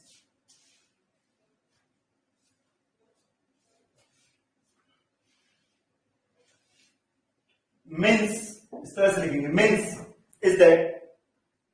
means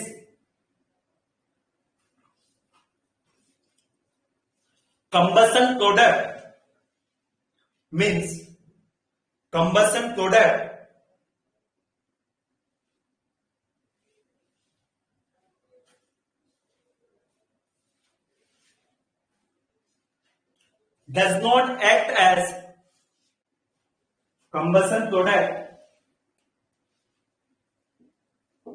does not act as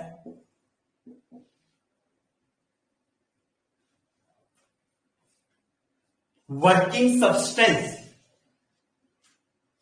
Combustion product does not act as working substance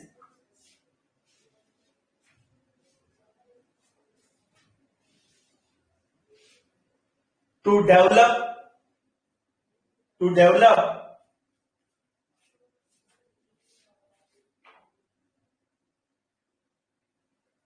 mechanical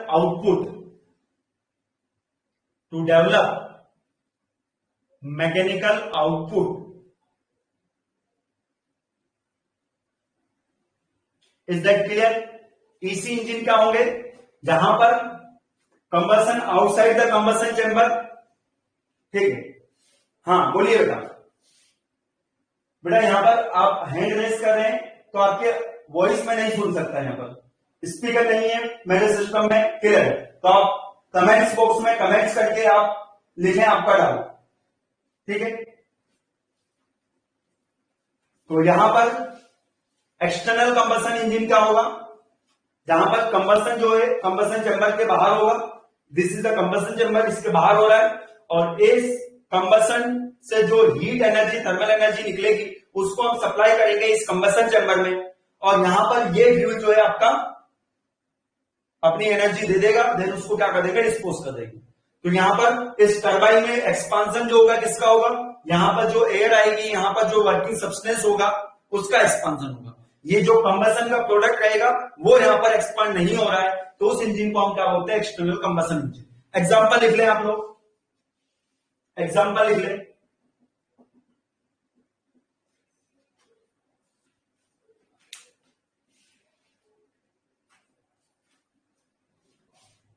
steam turbine,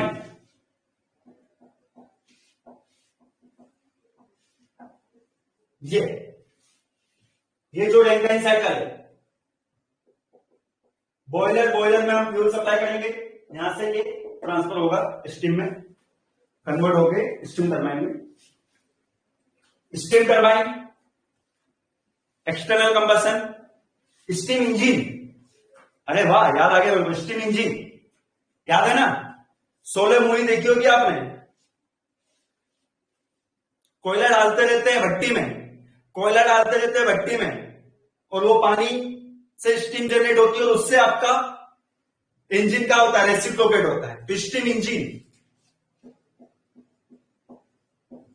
external combustion engine है, external combustion engine, combustion अलग हो रहा है भट्टी में, और वहां से वो हीट जो है, फीलिंग आने लग गई होगी आपको, हीट जो है उसकी मदद से वो पानी आपका स्टीम में कन्वर्ट होगा, स्टीम इंजन। ठीक है, स्टर्लिंग इंजन भी होता है,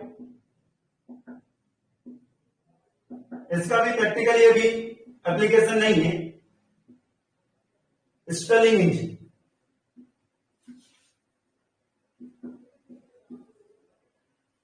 steam turbine, steam engine, Stirling engine, और यहां पर इसको भी हम लिख सकते हैं close gas turbine cycle,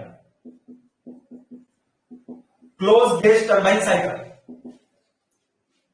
close gas turbine cycle. This all are the external combustion engine. This all are the external combustion engine. ठीक है, तो क्या आप लोगों को आईसीईसी क्या होता है क्लियर हो गया? अगर क्लियर हो गया तो आप लोग कमेंट्स करके मुझे बता दें, देन मैं आगे मूव करता हूं। अगर कोई डाउट है अभी तक जो भी मैंने आपको यहां पर समझाया है, इससे रिलेटेड कोई डाउट है तो आप पूछ सकते हो। अदरवाइज यहां पर हम बात करेंगे, अब केवल हमको जो पढ़ना है वो आईसी इंजन पढ़ना है, ईसी इंजन नहीं पढ़ना है। ठीक है, तो इसलिए मैं ज्यादा चर्चा नहीं करूंगा इसी के बारे में, बस आपको बेसिक कॉन्सेप्ट बता दिया, बेसिक डिफरेंस बता दिया। हमारा जो पूरा सिलेबस है वो based on IC engine. Clear? तो मैं आईसी इंजन की ही बात करूंगा, आईसी इंजन के ही एडवांटेज देखूंगा, आईसी इंजन के ही डिसएडवांटेज देखूंगा। तो यहां पर मैं बात करूंगा आईसी इंजन के advantage over any engine. General बात करें तो जनरली मैं कंपेयर जो करता हूं वही स्टीम इंजन से कंपेयर करता हूं, स्टीम पावर साइकिल से कंपेयर करता हूं। तो नेक्स्ट हेडिंग डालेंगे एडवांटेज ऑफ आईसी इंजन। और वही मैं बोलता हूं ना, जो चीजें सिंपल होती है वो सिंपल एक्चुअल में होती है। तो ये चीज को आप लाइट ना लीजिएगा, ये थ्योरी पोर्शन आप सोचते हो ये थ्योरी पोर्शन है, आप तो हमको एफिशिएंसी का डेरिवेशन, मीन इफेक्टिव प्रेशर का डेरिवेशन करके बताइए, मैथमेटिक्स न्यूमेरिकल करके बताइए, बहुत अच्छा लगता है हमको, फटाफट आंसर आता है।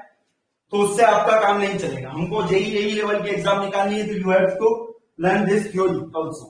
ठीक है, थ्योरी बहुत ही अच्छे से पता होना चाहिए आपको। एडवांटेज की अगर हम बात करें तो एडवांटेज ऑफ आईसी इंजन, चलिए आपने देख लिया कि आईसी इंजन क्या होता है। ठीक है, देखिए आईसी इंजन जो होते हैं ना, आपने देखा कि आपके जो ऑटोमोबाइल्स होते हैं उसमें आईसी इंजन होते हैं। ठीक है, और आपका स्टीम पावर प्लांट वो क्या है, ईसी इंजन। तो आप देखिए उसकी साइज देखिए और इसकी साइज देखिए। आईसी इंजन जो होते हैं ना कॉम्पैक्ट होते हैं, लाइट इन वेट होते हैं, ज्यादा झंझट नहीं होता है। एक पिस्टन सिलेंडर सिंपल मिलके क्या बन गया, एक इंजन बन गया। और वहीं पे ईसी इंजन में आप देखोगे, ठीक है, स्टीम पावर साइकिल की मैं बात कर रहा हूं, वहां पर आप देखोगे बहुत सारी ऑक्सिलरी की जरूरत पड़ती है, बॉयलर की जरूरत पड़ रही है, स्टीम टरबाइन की जरूरत पड़ रही है, कंडेंसर की जरूरत पड़ रही है, पंप की जरूरत पड़ रही है। तो स्पेस रिक्वायर्ड जो होता है इसी इंजन में जनरली क्या होता है, काफी ज्यादा होता है। ठीक है, क्योंकि कंबसन चल रहा है, आपको पहले जहां पर कंबसन हो रहा है वहां से हीट आप लेके आओगे, तो कंबसन के लिए अलग अरेंजमेंट करना पड़ेगा, और हीट आप लेके आओगे, फिर हीट की मदद से आप पावर जनरेट करेंगे, तो वो एक अलग अरेंजमेंट करना पड़ेगा। जबकि यहां पर कुछ भी नहीं, जहां पर कंबसन वहीं पर खत्म था। तो ये इंटरनल कंबसन इंजन क्या होते हैं, लाइट होते हैं, कॉम्पैक्ट होते हैं, space required is less. Clear? इसीलिए तो हमारे ऑटोमोबाइल्स में आईसी इंजन यूज करते हैं। अब ऑटोमोबाइल अगर आपका पता चले कि आपने ऑटोमोबाइल बना दिया है बॉयलर के बराबर, तो कहां चलाओगे उसको, कौन से रोड पे चलाओगे? तो समझ में आ गया ना। वहीं पे इसके अलावा आईसी इंजन की अगर मैं बात करूं तो सबसे मेन एडवांटेज तो आपको मैं पहले बता चुका हूं कि इफिशियंसी जो होती है काफी ज्यादा होती है, क्योंकि यहां पर जो कंबसन प्रोडक्ट है वही आपका डायरेक्टली पावर जनरेट कर रहा है। तो लॉसेज जो होते हैं क्या होते हैं, कम होते हैं। लॉसेज कम होंगे, इफिशियंसी क्या होगी, ज्यादा होगी, लाइट इन वेट। और वहीं पर अगर मैं बात करूं ओवरऑल जो इंजन होता है ना उसका वेट भी कम होता है। ओवरऑल वेट जो होता है ना वो भी कम होता है। आप देखिए बॉयलर, टरबाइन, कंडेंसर, पंप, इनका वेट कितना, बॉयलर आप किसी थर्मल पावर प्लांट में जाओगे आपको पता ही नहीं चलेगा कि आप बॉयलर के अंदर खड़े हो, इतना बड़ा बॉयलर होता है। तो आईसी इंजन क्या है? आईसी इंजन एक झोले में डाला और लेके चल गए। आपके गाड़ी का इंजन खराब हो जाता तो क्या करते हो? ट्रक बुलाते हो, क्रेन बुलाते हो क्या? नहीं ना, एक झोले में डाला, बाइक पे टांगा और लेके चले गए। तो वेट जो होता है वो भी कम होता है। और वहीं पे अगर मैं बात करूं power to weight ratio, power to weight ratio, power to weight ratio, I am not talking about weight to power ratio, power to weight ratio, ये भी क्या होता है? हाई होता है, क्योंकि लॉसेस कम होंगे, वेट कम होगा, तो पावर टू वेट रेशियो जो होगा क्या होगा? ज्यादा होगा। कहीं कहीं पर वेट टू पावर रेशियो लिखा रहेगा, तो वेट टू पावर रेशियो जो होगा वो आपका ईसी इंजन का, स्टीम टरबाइन का, स्टीम पावर साइकिल का वो ज्यादा होता है, क्योंकि वेट क्या होता है? ज्यादा होता है। ठीक है, ये चीज ध्यान रखिए। तो वन बाय वन हम एडवांटेज लिखते हैं, देन उसके बाद में इसके कुछ लिमिटेशन भी होंगे, उसको भी हम देखेंगे। चलिए तो लिखेंगे सबसे पहले मैकेनिकल सिंप्लिसिटी।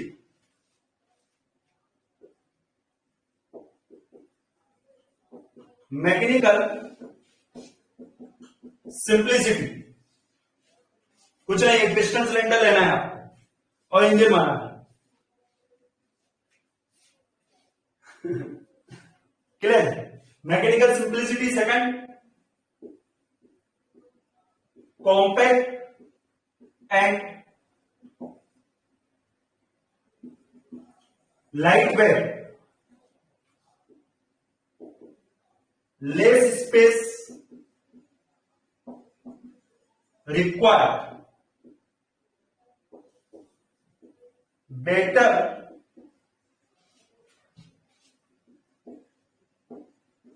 थर्मल इफिशियंसी,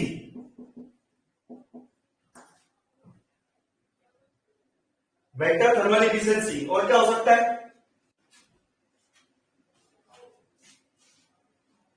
हाँ,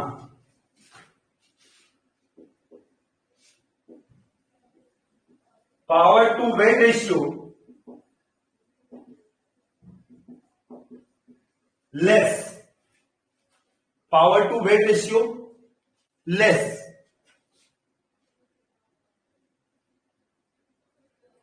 बेटर थर्मल इफिशियंसी के ब्रैकेट में आप लिख सकते हैं लेस लॉसेस, लेस लॉसेस।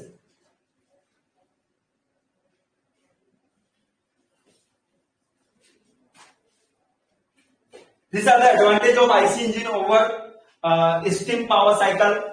ठीक है, बट कुछ लिमिटेशन भी होते हैं, ऐसा नहीं है। लिमिटेशन की अगर हम बात करें तो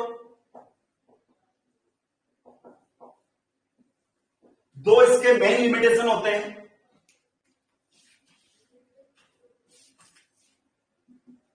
पहला, देखिए स्टीम पावर प्लांट में आप कोई भी फ्यूल यूज कर ले, कोल यूज कर ले, आपके घर में लकड़ी पड़ी हुई तो लकड़ी को डाल दे बॉयलर में। आपको लगता है कि जिससे थर्मल एनर्जी मिल सकती है वो सब कुछ डाल दे, कचरा डाल दे घर का, तो भी उसकी जो एनर्जी वो कन्वर्ट हो जाएगी, वो यूज में आ जाएगी। बट इंटरनल कंबशन इंजन के अंदर क्या आप डाल सकते हो? कोयला डाल सकते हो क्या? लकड़ी डाल सकते हो क्या? बिल्कुल नहीं, बिल्कुल नहीं। तो अच्छी क्वालिटी का फ्यूल चाहिए यहां पर, diesel, petrol, kerosene, gasoline, petrol मतलब गैसोलीन, सीएनजी, एलपीजी। तो इन जनरल हम बोल सकते हैं कि ये जो फ्यूल है ना, डीजल, पेट्रोल, केरोसिन, आपको पता लिक्विड स्टेट, गैसेस, एलपीजी जो होती है गैसेस स्टेट में होती है। तो सॉलिड स्टेट फ्यूल हम यहां पर यूज नहीं कर सकते, जो कि क्या होता है? जनरली चीप होता है, जो कि जनरली क्या होता है? चीप होता है। इससे एक और मुझे यहां पर एडवांटेज याद आया आईसी इंजन का, कि आईसी इंजन जो होते हैं ना क्या होता है? चीप होते हैं। अब आप ये बोलोगे कि सर वहां पर तो फ्यूल कॉस्टली यूज होता है, तो फ्यूल से ही आपकी थोड़ी प्राइस डिसाइड हो जाती है। यहां पर इंजन की बात है और वो सारी चीजें देखनी पड़ती है। एक थर्मल पावर प्लांट, एक बाइक आपकी 40, 50, 60 हजार में आ जाएगी। थर्मल पावर प्लांट की पाइपिंग भी नहीं होगी 40, 50 हजार में। स्टीम टरबाइन की ब्लेड का ही खर्चा आ जाएगा 40-50 हजार का। बॉयलर का बी वर्ड भी नहीं आएगा 50 हजार में। तो पावर प्लांट में घुसने नहीं देंगे 50 हजार आप लेके पहुंच गए तो, और 50 हजार में आपकी बाइक आ जाती है इंटरनल कंबशन। तो ये चीज यहां पर सोचे कि ये क्या होते हैं, इंटरनल कंबशन इंजन चीप होते हैं, ठीक है। तो यहां पर लिमिटेशन हम देख रहे हैं, तो यहां पर इंटरनल कंबशन इंजन में हम सॉलिड स्टेट फ्यूल यूज नहीं कर सकते, जो कि जनरली क्या होता है, चीप होता है। Is it clear? और सेकंड जो लिमिटेशन है इसका, देखिए बेटा, जनरली हम क्या बात करते हैं यहां पर, इंटरनल कंबशन इंजन में भी मैं किस इंजन पर फोकस करूंगा, रेसिप्रोकेटिंग टाइप के इंजन पर फोकस करूंगा। ये चीज ध्यान रखना, रेसिप्रोकेटिंग टाइप के इंजन पर फोकस करूं। आपके जो भी कार है, ट्रक है, बस है, आपके पास जो भी व्हीकल है, वहां पर देखिए रेसिप्रोकेटिंग इंजन ही लगा होता है। तो मैं रेसिप्रोकेटिंग इंजन के सेंस में ही बात करूंगा, उसके एडवांटेज, उसके लिमिटेशन। तो देखिए, जब भी रेसिप्रोकेटिंग मासेस होते हैं, रेसिप्रोकेटिंग मासेस होते हैं, you know it is very difficult to balance them. It is very difficult to balance reciprocating mass की कंप्लीट बैलेंसिंग नहीं की जा सकती है। सर ये कैसे बोल रहे हो बेटा? पढ़ा होगा थ्योरी ऑफ मशीन, किसी ने पढ़ाया होगा आपको थ्योरी ऑफ मशीन, बताया होगा कि रोटेटिंग मास कंप्लीटली बैलेंस हो सकता है। जिस डायरेक्शन में आपका अनबैलेंस मास है, उसके जस्ट अपोजिट डायरेक्शन में आप बैलेंस मास अटैच कर दीजिए, तो वो कंप्लीटली बैलेंस हो जाएगा। बट रेसिप्रोकेटिंग मास नहीं हो सकता कंप्लीटली, पार्शियल बैलेंसिंग होती है ना, याद है ना, ट्रैक्टिव इफेक्ट। तो ये इसके दो मेन लिमिटेशन होते हैं। चलिए, पहला limitation, can not use solid fuel, bracket में लिख लेंगे call can not use solid fuel, call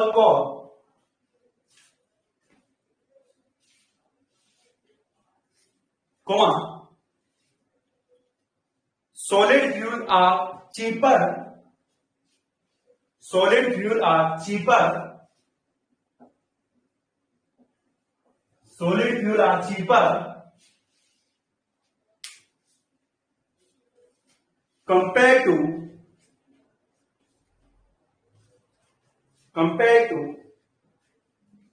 liquid or gaseous fuel.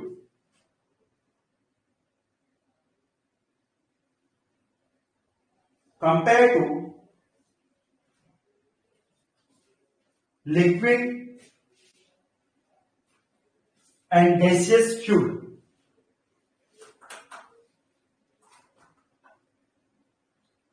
Clear? ये इसका लिमिटेशन है, सॉलिड फ्यूल हम यूज नहीं कर सकते। क्यों नहीं कर सकते?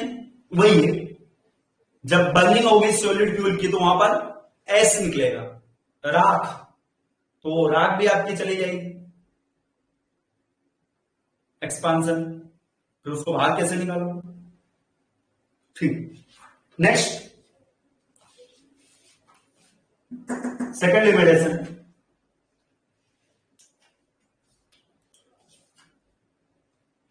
Internal combustion reciprocating engine, internal combustion reciprocating engine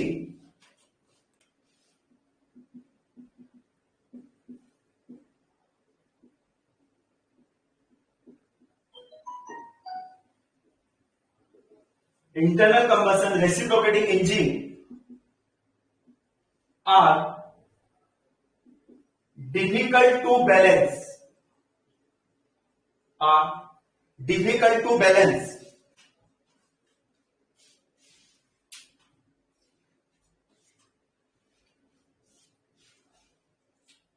bracket में लिख लेंगे balancing of reciprocating masses are difficult. Balancing of reciprocating masses are difficult. ठीक है। तो these are the advantage and limitation of IC engine और steam power cycle. Clear. I hope कि आप लोगों को दो चीजें क्लियर हो गई होगी।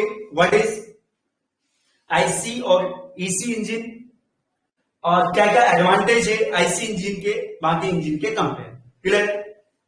तो अगर यहां तक क्लियर है तो आप मुझे इजाजत दें, मैं आगे बढ़ता हूं। Now we move on to the classification of heat engine. ठीक है, हम बात करेंगे क्लासिफिकेशन ऑफ हीट इंजन। अब क्लासिफिकेशन में आपको बिल्कुल प्रॉब्लम नहीं आने वाली, बिल्कुल प्रॉब्लम नहीं आने वाली। Everything I will discuss already. क्या होता है, स्टार्टिंग करना थोड़ा सा, स्टार्टिंग में समझना थोड़ा सा डिफिकल्ट होता है, वहां पर बहुत सारी चीज आती है। तो अगर वो चीज आपने ग्रेप कर ली ना, तो आगे के टॉपिक आपको यूं यूं चुटकी में समझ में आने लगे। बोलते ना, introduction is very important. Introduction अगर आपको पता चल गया ना, आप सोचिए, आप कोई मूवी देखना आपने स्टार्ट किया और आप बिल्कुल न्यू, आपको कोई नहीं पता, कुछ नहीं पता कौन सा हीरो है इसमें, हीरो को आप पहचानते भी नहीं, हीरोइन को आप पहचानते भी नहीं, विलेन को आप पहचानते भी नहीं हो। कोई स्टार्टिंग में इंट्रोडक्शन आता है ना मूवी का, अगर वो आपने देख लिया तो आप देख लोगे यार इसमें विनोद खन्ना है। देखा है विनोद खन्ना किसी ने? जानते ही नहीं होंगे। मतलब इन जनरल में बता रहा हूं।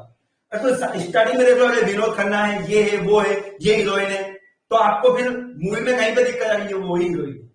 नहीं तो आप बीच बीच में पूछो, यार ये कौन सी हीरोइन है, आप दोस्तों से पूछो, अरे ये हीरोइन कौन सी यार, अरे ये गुड्डा कौन सा यार, इसको उस वेब सीरीज में देखा था। अरे इससे अच्छा का आप इंट्रोडक्शन देख लेते, किसी से पूछने की जरूरत नहीं थी। ये इंट्रोडक्शन है, बीच में आपको कहीं दिक्कत नहीं आने वाली अगर आपने अभी अच्छे से समझ लिया। चलिए,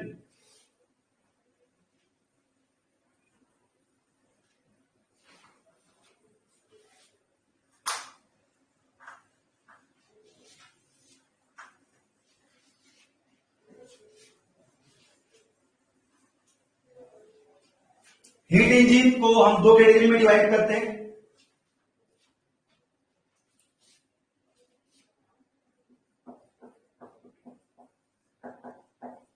IC engine and EC engine.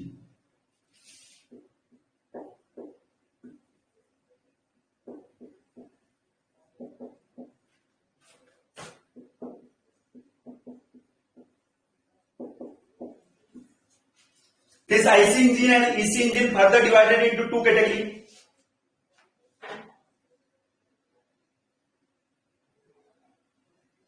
Heroine सबको पता होती है, बिल्कुल सही। हीरोइन, हीरो का पता नहीं होता है, तो हीरो आप खुद को बनना है यहाँ पर। अब यहाँ पे हीरोइन कौन है? मुझे तो हीरोइन नहीं समझ रहे हो ना आप लोग।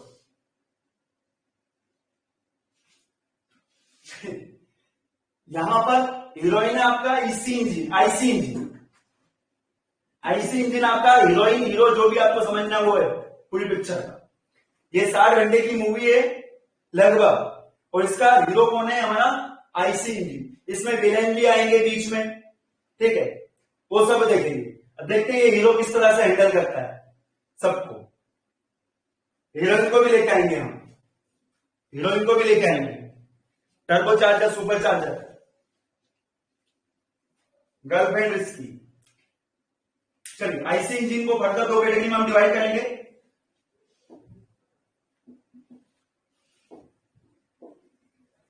Rotary engine and reciprocating.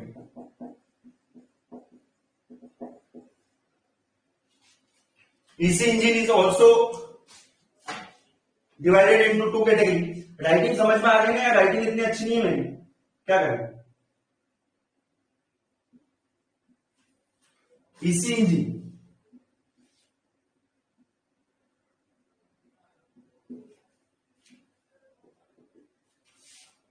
it is also rotary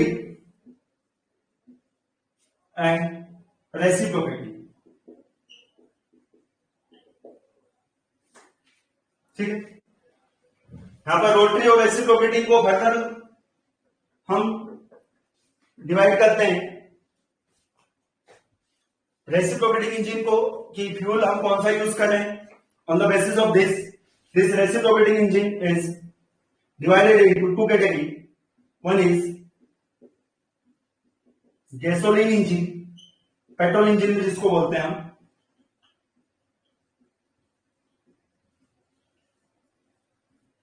and second one is diesel engine. Diesel engine, petrol engine जो हमारे ऑटोमोबाइल में यूज होते हैं वो reciprocating internal combustion engine. Is it clear? Rotary engine की अगर हम बात करें तो इसके types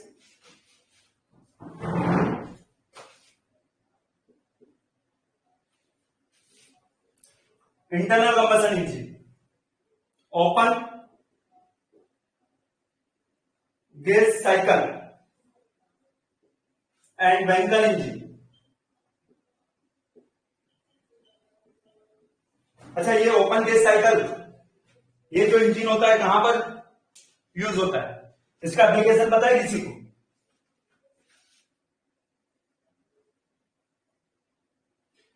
internal rotary open gas cycle रोज देखते हो, बताया था मैंने। जेट इंजन, जेट इंजन जो एरोप्लेन में यूज होते हैं ना,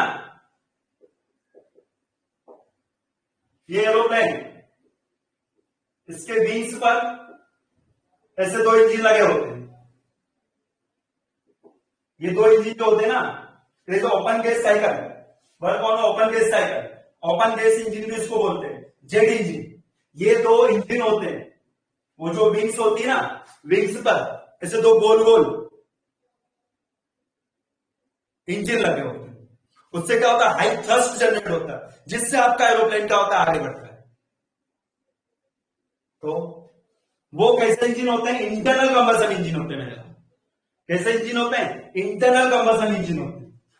और इनका फ्यूल जो होता है ना, फ्यूल भी यहीं पे इस जो वेंट्स होती है ना, बेटा एरोप्लेन यार सोची कितना, जो इंसान जिसने पहली बार, हमको तो पढ़ने में, मैं आपको अगर हमको पढ़ने में ये चीज कठिन लगती है, जिस इंसान ने पहली बार सोचा था कि मशीन हवा में उड़ सकती है, उसने कितना दिमाग लगाया होगा यार। फ्यूल जो होता है ना, इस विंग्स में होता है। एक इंजन का जो फ्यूल होता है ना, यहीं पर इस विंग्स में होता है। और इनकी डिजाइन जो होती है ना, ब्यूटीफुल डिजाइन, याद है ना? आप अगर बैठे होंगे कभी एरोप्लेन वगैरह में, विंडो सीट अगर आपको मिली होगी तो आप देखना, उनका जो मोशन होता है ना विंग्स का, वो भी कंटिन्यूसली मोशन करती रहती है। वहां पर वो जो विंग्स होती है ना, एरोफॉइल सेफ्टी होती है। मैं क्या बताऊं, पूरा एरोप्लेन तो नहीं पढ़ा पाऊंगा, आई am not aeronautical engineer, mechanical engineer. Aerofoil safety होती है। प्रेशर डिफरेंस क्रिएट होता है जैसे जैसे स्पीड बढ़ती जाती है, एयर यहां से पास होती है तो लिफ्ट मिलती है। तो ये जो ब्लेड्स होती है, यहां से एयर पास होगी, तो एयर पास होगी तो यहां पर क्या होगा, ये एक लिफ्ट फोर्स मिलेगा। आप सोचो, इमेजिन करो कि एरोप्लेन कैसे उड़ता हो। तो ये जो ब्लेड्स होती है ना, ये ऐसे एरोफॉइल सेफ्टी होती है, ऐसे यहां से क्रॉस सेक्शन है, ये ज्यादा और पीछे कम, और वो कंटिन्यूसली वो फ्लक्चुएट भी होती है। जैसे जैसे हमको अगर ऊपर उड़ाना है, टेक ऑफ करना है, तो उनको नीचे की तरफ ऐसे घुमा दिया जाता है ताकि ड्रैग यहां पर लिफ्ट फोर्स क्रिएट हो। और जैसे ही लैंडिंग होती है ना, आप देखना लैंडिंग होती है तो वो ब्लेड ऐसे खुल जाती है, तो वो विंग्स पर जो ब्लेड लगी होती है ना, वो ऐसे मूवेबल होती है, मूवेबल। क्या मैकेनिज्म बनाई, सोचो पूरा इतने लोगों को लेके उड़ रहा है। चलिए, तो वहां पे जो इंजन होता है ना, जेट इंजन, इतनी स्टोरी इसलिए बनाई कि आपको याद रहेगा, इसलिए बताया। वेंकल इंजन आपको बताया था कि ये वेंकल इंजन आजकल यूज होते नहीं है। एक जापानीज कंपनी थी माजदा, उसने पहली बार ट्राई किया था, उसने बनाए भी थे, कुछ सक्सेसफुल इंजन बनाए थे भी, इससे ऑटोमोबाइल में लगाए भी थे। बट व्हाट वी सी कि रेसिप्रोकेटिंग इंजन जो होते हैं ज्यादा एफिशिएंट होते हैं, इसलिए वो नहीं चला, आउटडेटेड हो गया। ठीक है, rotary and reciprocating EC engine की अगर मैं बात करूं तो रोटरी इंजन बता दीजिए, स्टीम टरबाइन,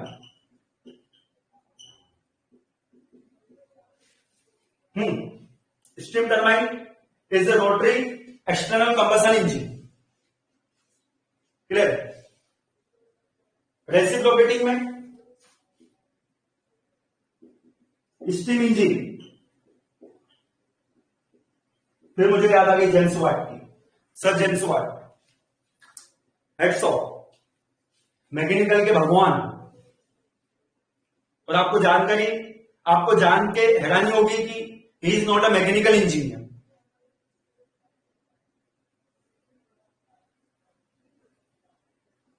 आपके इंजन की खोज करी थी ना। चलिए, सामने बैठे होते तो मैं आपको अच्छे से। Steam engine, reciprocating external combustion engine का एग्जांपल स्टीम इंजन हो गया, और यहां पर स्टीम टरबाइन हो गया। ये चीज ध्यान रखनी।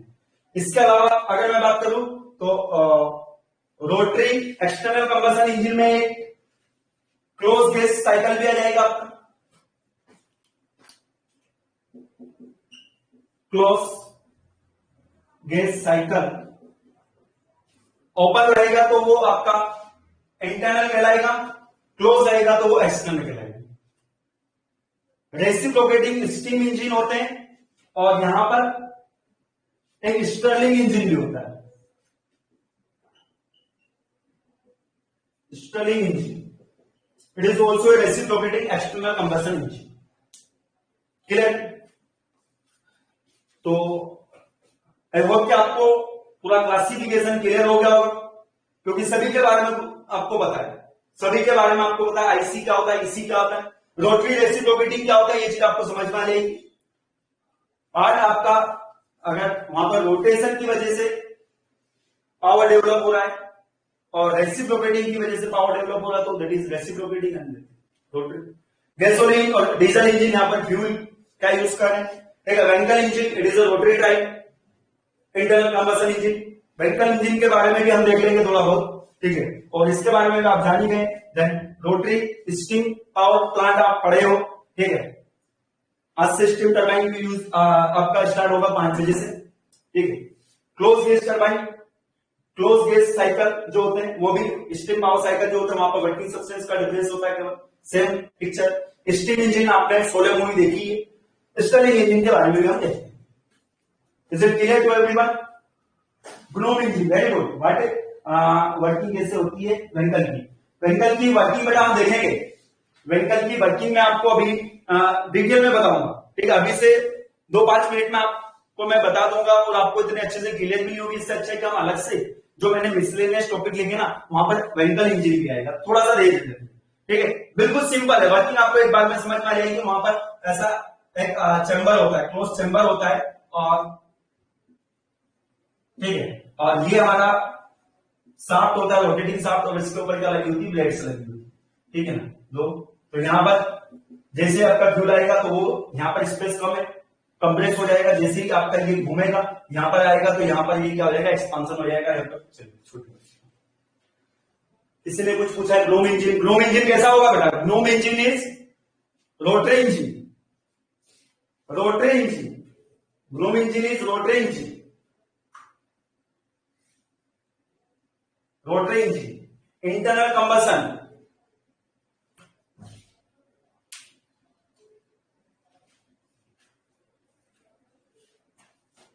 चलिए, तो आई होप कि आप लोगों को ये चीज क्लियर हो गई होगी। तो क्या हम आगे बढ़ सकते हैं? 1.5 GB डेटा खत्म हो गया, आगे क्लास नहीं कर पाऊंगा। Okay, don't worry. तो मैं क्लास यहीं पर एंड कर रहा हूं। कल हम इसके आगे कंटिन्यू करेंगे। ठीक है, आई होप कि आप लोगों को क्लास अभी तक जितना भी पढ़ाया आप लोगों को समझ में आया होगा, और आप लोग प्रॉपर नोट्स भी बना पा रहे होंगे। ठीक है, तो क्लासेस का टाइमिंग जो है हम थोड़ा इतना ही रखेंगे, धीरे धीरे बढ़ाते जाएंगे। और अगर नहीं, अभी आज के लिए इतना ही। मैं खुद यही सोच के आया था कि आज जल्दी छोड़ दूंगा। ठीक है, थोड़ा सा मुझे भी वर्क है इसीलिए, बस मैं तो जल्दी छोड़ने वालों में से नहीं हूं, मैं आपको पता है।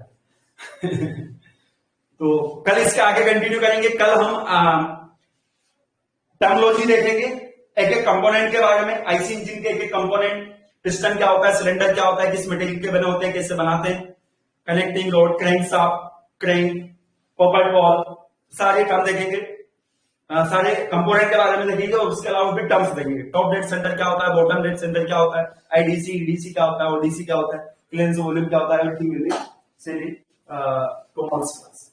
ठीक है, चलिए तो आप लोगों का बहुत बहुत धन्यवाद सेशन को ज्वाइन होने के लिए। आई रिक्वेस्ट यू ऑल, आप कैसे भी डेटा मैनेज करें, but I need all student in live class. ठीक है, मैं आपको बोलने नहीं आऊंगा, ग्रुप में मैसेज करने नहीं आऊंगा कि क्लास स्टार्ट होने वाली है, आ जाए। ठीक है, मैं यहाँ पर क्लास स्टार्ट कर दूंगा टाइम पे। अगर आप मेरे को लगा कि यहाँ पर सारे स्टूडेंट आ गए, then I will continue, otherwise मैं उस टॉपिक को ड्रॉप करके आगे बढ़ जाऊंगा। नेक्स्ट क्लास में जो टॉपिक मुझे पढ़ाना होगा वो टॉपिक मैं यहाँ पे स्टार्ट कर दूंगा। ये आप लोगों से रिक्वेस्ट है। ठीक है, और डेटा की जवाबदारी मेरी नहीं है, वो आपके ऊपर है। ठीक है, अब बार बार डेटा के बारे में कोई कुछ नहीं बोलेगा, वो आपको मैनेज करना है। आप इंटरनेट कनेक्शन लगाइए, आपके पॉकेट मनी को आप उसमें खर्च करिए। ठीक है, दूसरे कामों में ना लगा के वो पैसा आप उसमें लगाइए। पढ़ाई से रिलेटेड काम है तो वो आप कर सकते हैं। ठीक है, एक मंथ आप, लॉकडाउन वैसे खुलने वाला, सबके मन में होगा मूवी जाएंगे, मूवी तो वैसे थिएटर बंद है।